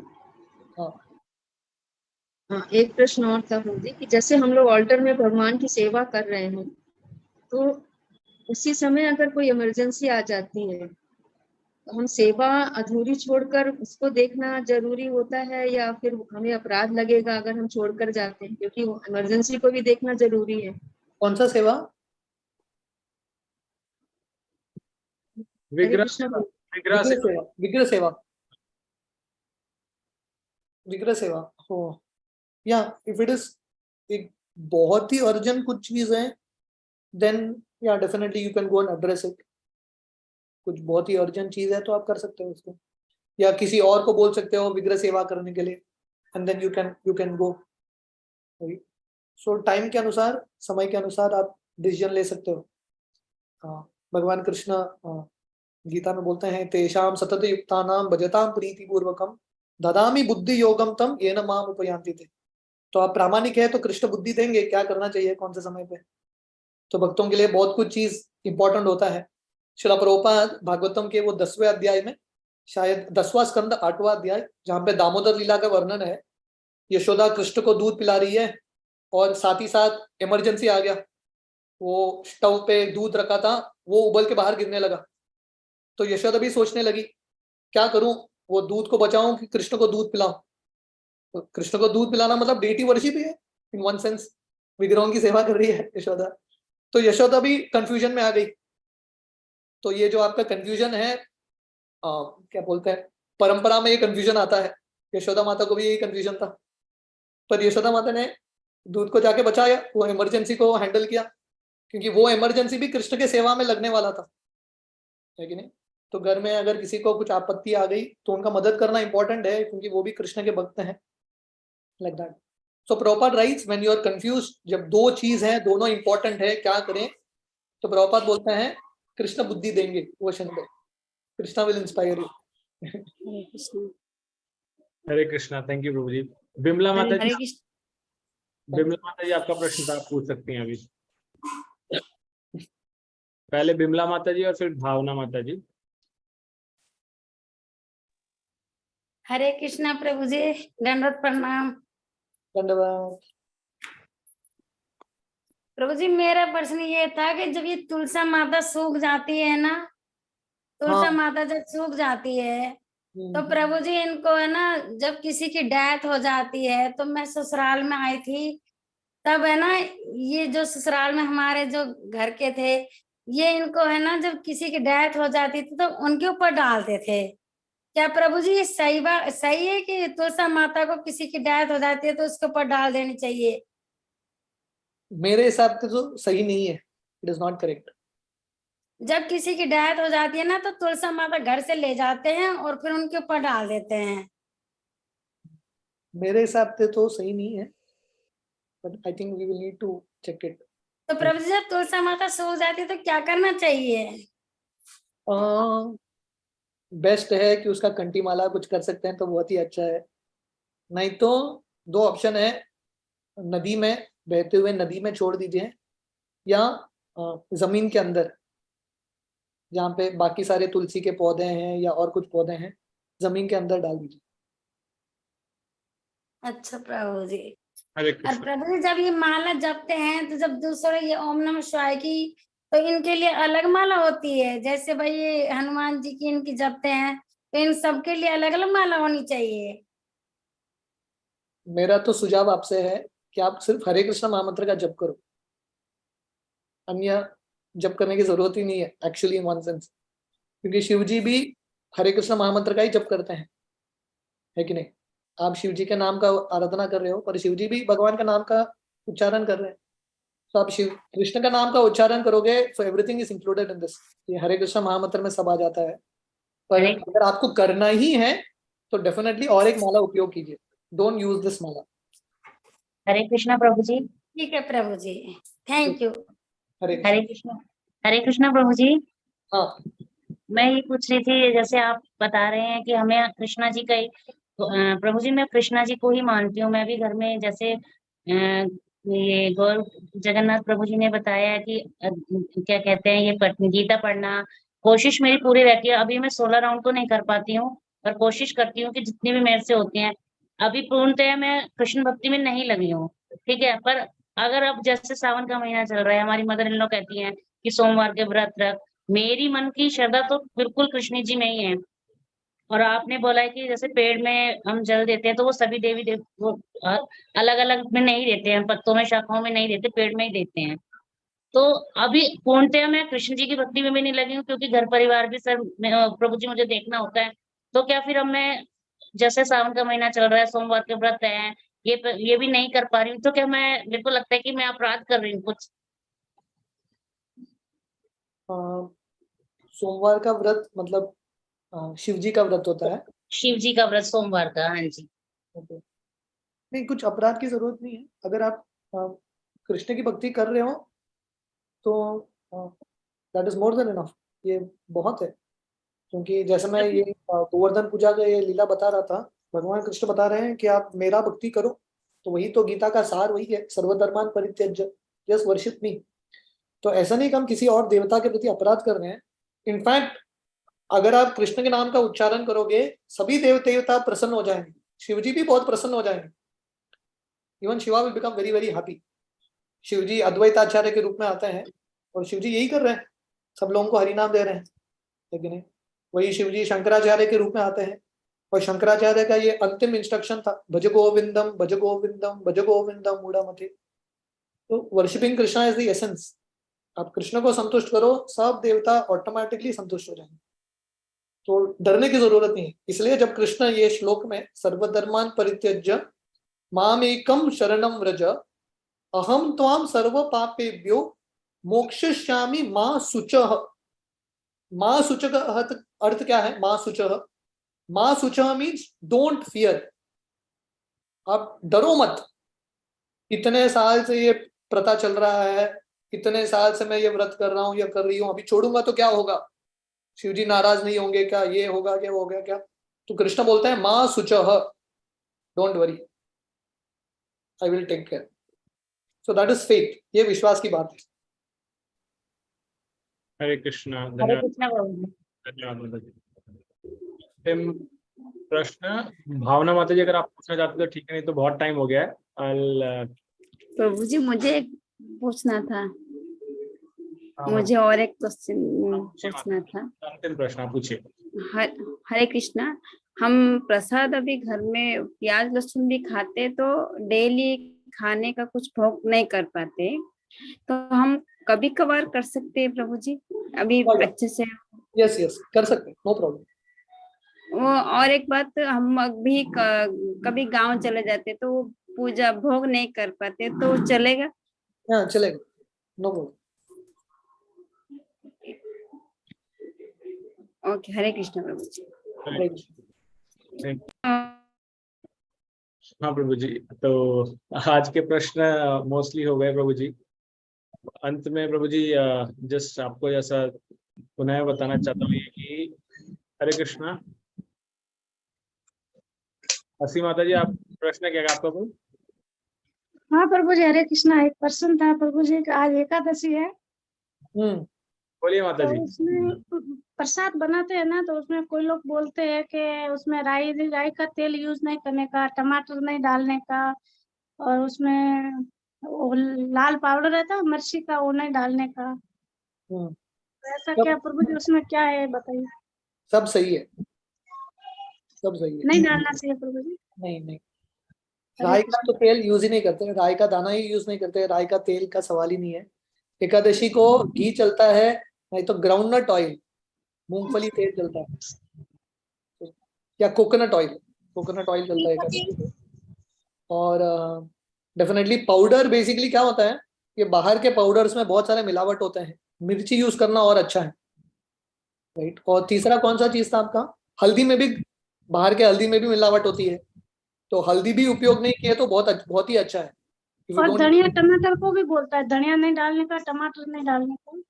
धनिया, हाँ धनिया तो नहीं डालते। टमाटर एक्चुअली क्या है, अगर आप प्रॉपरली नियमों का पालन करेंगे तो एकादशी के दिन एक्चुअली बहुत सारे सब्जियों को भी नहीं खाते। बैंगन नहीं लेते हैं, भिंडी नहीं लेते हैं, टमाटर नहीं चलता, there are many things, cauliflower नहीं चलता, पर we can't follow too many things. तो एटलीस्ट हमारे इस्कॉन के भक्त टमाटर तो ले लेते हैं, बट अगर आप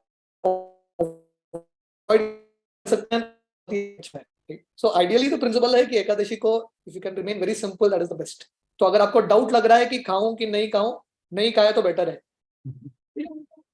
बेटर। एकादशी टूटने से अच्छा है आप एक दिन वो चीज मत खाओ, डाउट है तो। जैसे एकादशी में बोलते हैं कि पेरू भी नहीं खाते, आप लोगों को ये पता था? अमरूद, यू डोंट ईट पेरूज आल्सो ऑन एकादशी। तो या तो you can learn more of this principles, और धीरे धीरे आपके स्टैंडर्ड एकादशी का धीरे धीरे बढ़ा सकते हैं उसको। Yes yes. कालीचरण प्रभु जी, इसी से रिलेटेड है प्रभु जी आपका? हाँ, गीता से रिलेटेड। हाँ बोलिए प्रभु जी। हाँ प्रभु जी, 1:10 है जी, एक पहले अध्याय का 10वां आप निकाल लें तो थोड़ा सबके लिए हो जाएगा। हाँ हाँ ओके। और बाकी सब लोग थोड़ा ध्यान से सुने।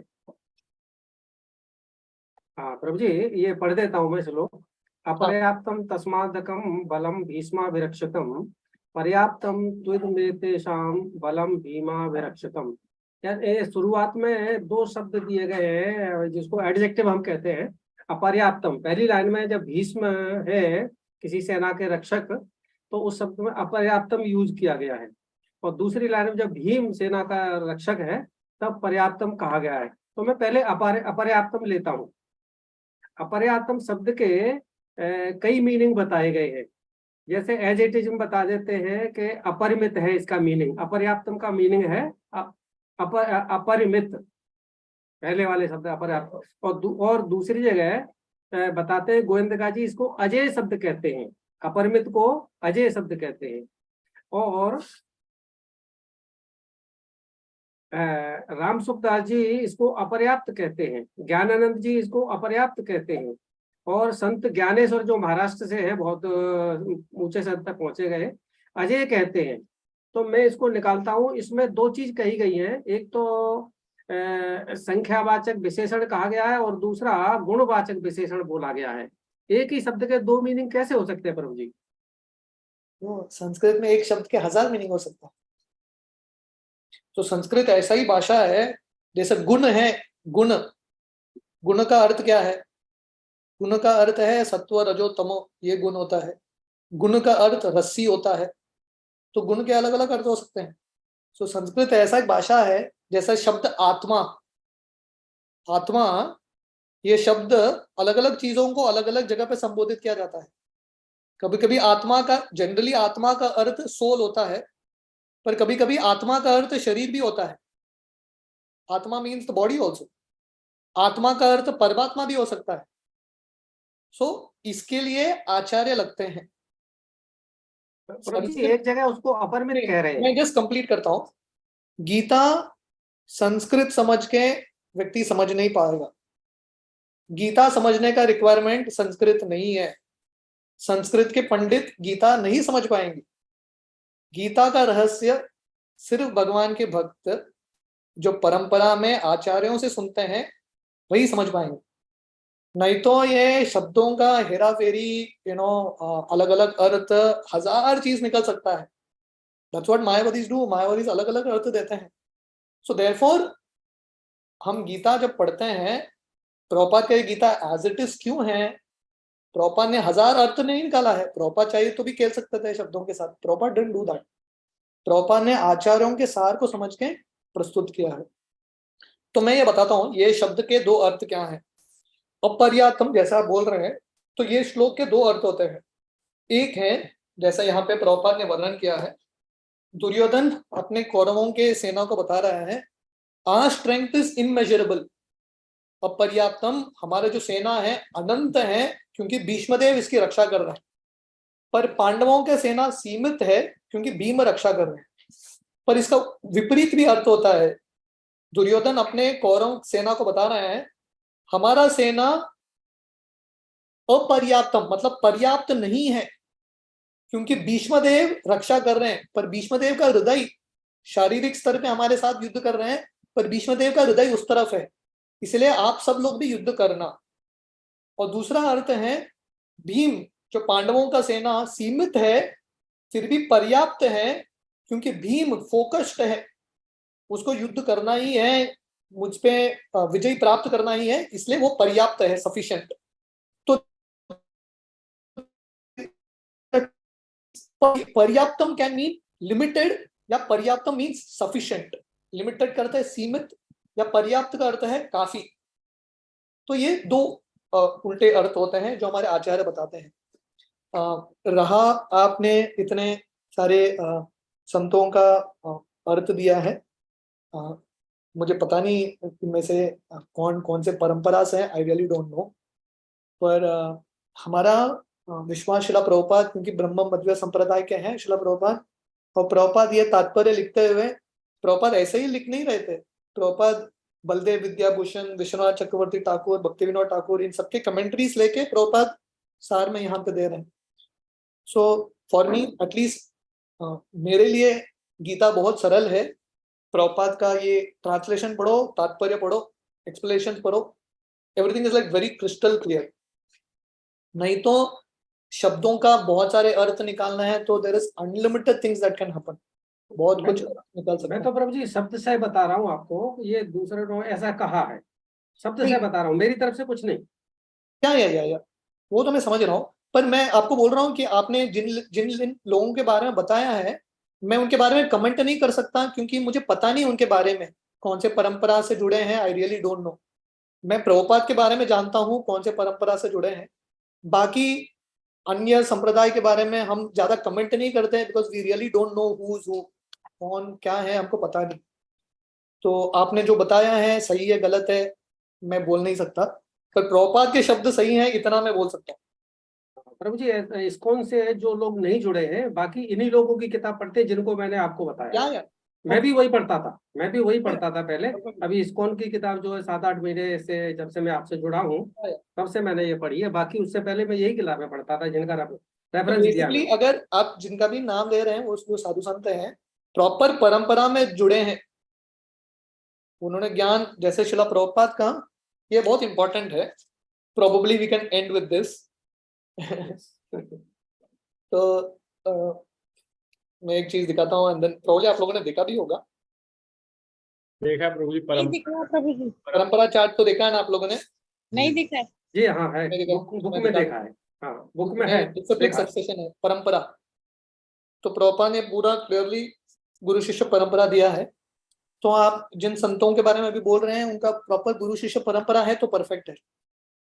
अल्टीमेटली कृष्ण से आना चाहिए गुरु शिष्य परंपरा, तो वो आ रहा है तो बहुत सही है, उचित है, तो आप चेक कर सकते हैं।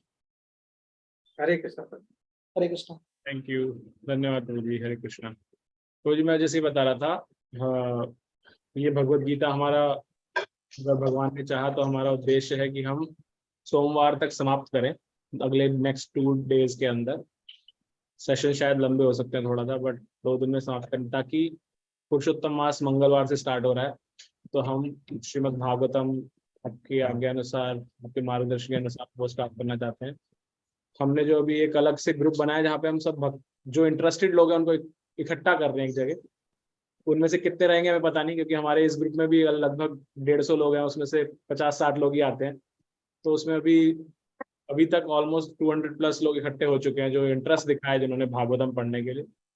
और हमारे ग्रुप में जो लोग हैं वो तो हैं ही अलग से। तो ट्यूसडे से स्टार्ट करेंगे। आपसे अनुरोध है, अगर आप समय निकाल सकें, जानता हूँ आप बहुत व्यस्त हैं, लेकिन अगर आप समय निकाल के, जैसे आपने भगवत गीता के लिए हमें स्टार्टिंग पॉइंट दिया था, प्रेरणा दी थी, जिससे भागवतम के लिए प्रेरणा दे सकें, तो आपका बहुत बहुत आभारी रहेंगे हम लोग। मैं आऊंगा, डेफिनेटली आऊंगा। Thank you. ठीक है। तो पता नहीं आप सबको पता है कि नहीं, हमारे गौर जगन्नाथ प्रभु को एक स्पेशल अवार्ड मिला है। आपने बताया प्रभु जी सबको? नहीं बताया प्रभु जी, ये नहीं बताया, इसी के लिए मैं बता रही थी आपको। ये मेरे लिए रुका था। तो गौर जगन्नाथ प्रभु आप सब लोग जानते हैं, तो PNG company, Procter and Gamble company में काम करते हैं बहुत सालों से। तो पीएनजी कंपनी का एक अवार्ड होता है, सीईओ अवार्ड।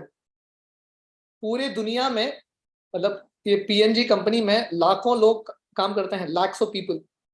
ये लाखों लोगों में गिन चुन के थोड़े लोगों को ये अवार्ड मिलता है, सीईओ अवार्ड। मतलब one of the best employees in the company. ये बहुत स्पेशल अवार्ड है। ये साल का सीईओ अवार्ड हमारे Gaur Jagannath, so we are so happy. हम सब इतने खुश हैं, आनंदित हैं कि प्रभु जी को ये अवार्ड मिला है। तो देखिए प्रभु जी का उदाहरण, इतना सुंदर उदाहरण है, भक्ति में भी इतने सुंदर तरीके से भक्ति कर रहे हैं। Such wonderful devotee. आप सब लोग देख रहे हैं कि कितना सुंदर तरीके से फैसिलिटेट कर रहे हैं आप सबको यहाँ पे। बहुत नम्र हैं, बहुत सुंदर संस्कार हैं उनके अंदर। अपने परिवार का देखभाल बहुत अच्छे से करते हैं।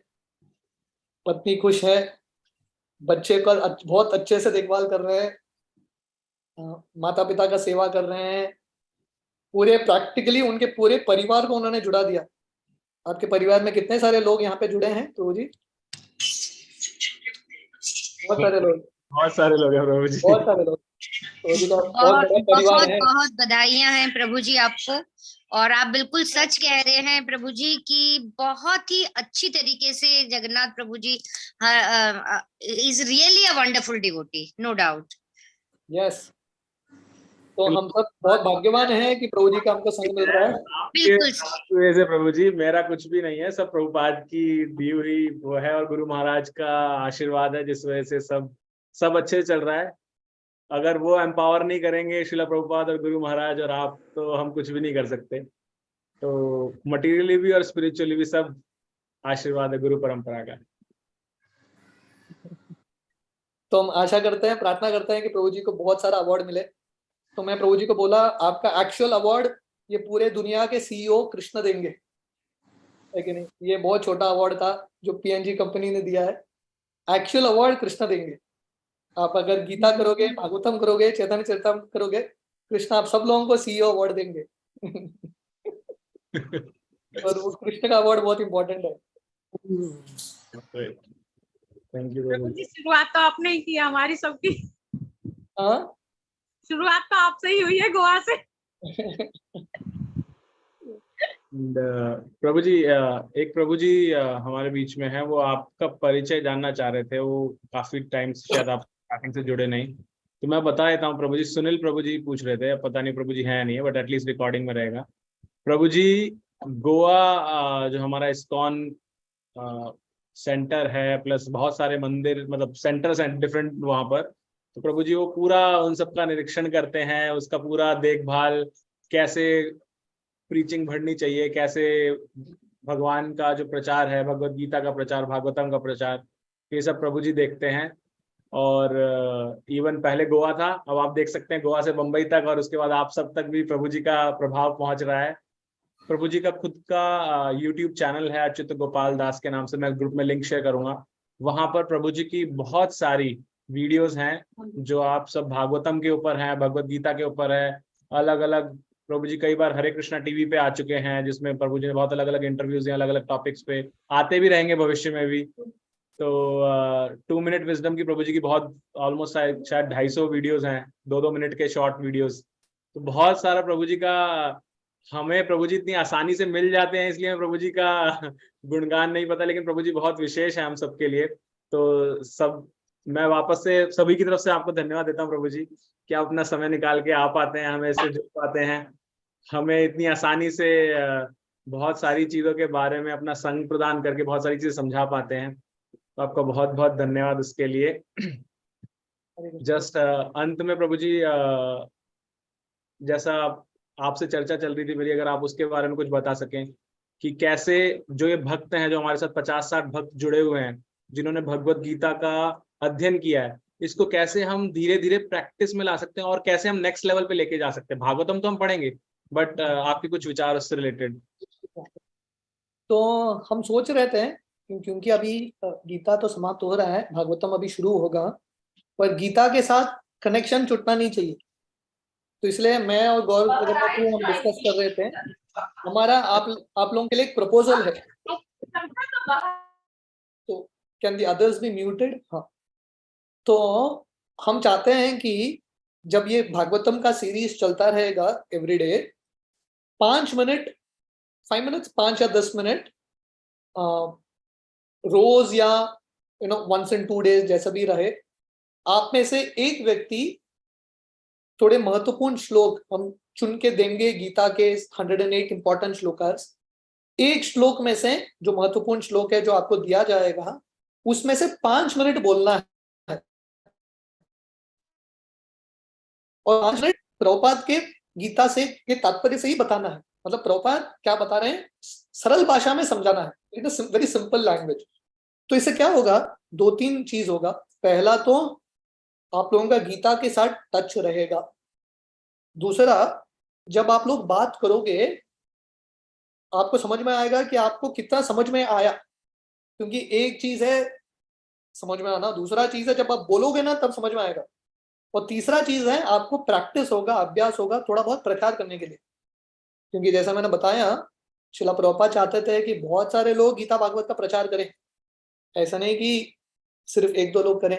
तो गौर जगन्नाथ प्रभु का यही इच्छा है कि ये जो वो ग्रुप कर रहे हैं, धीरे धीरे आप सब लोग अपना अपना ग्रुप शुरू कीजिए।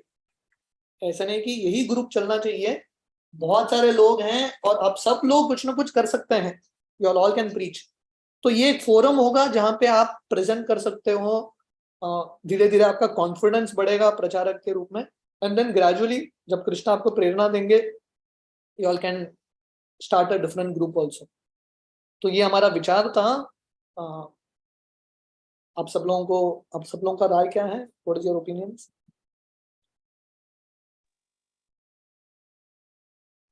आपके विचार से सहमत है प्रभु। ओके, ठीक है। तो गौर जगन्नाथ प्रभु वर्कआउट करेंगे कैसा करना है। प्रभु जी तो बहुत एक्सपर्ट ऑर्गेनाइजर है। मैं देख रहा हूँ भागवतम का इतना सुंदर पैम्पलेट किया है उन्होंने, गूगल फॉर्म लिंक किया है। प्रभु जी हमारे गोपाल फन स्कूल चला रहे थे, हमारे गोपाल फन स्कूल के प्रिंसिपल थे, बहुत सिस्टमैटिकली चला रहे थे। तो he is very good in organising things. तो डेफिनेटली प्रभु जी बहुत सुंदर तरीके से ऑर्गेनाइज करके देंगे आपको। तो आप सब लोगों का बहुत बहुत धन्यवाद मुझे यहाँ पे बुलाया है। मैं मिलूंगा आपको ट्यूसडे भागवतम की शुरुआत में, और बहुत अच्छा लगा आप सब लोगों का प्रश्न। दंडवत प्रणाम प्रभु जी। और खासकर किसी का दिल आज के सत्र में, तो डेफिनेटली मुझे माफ कीजिए।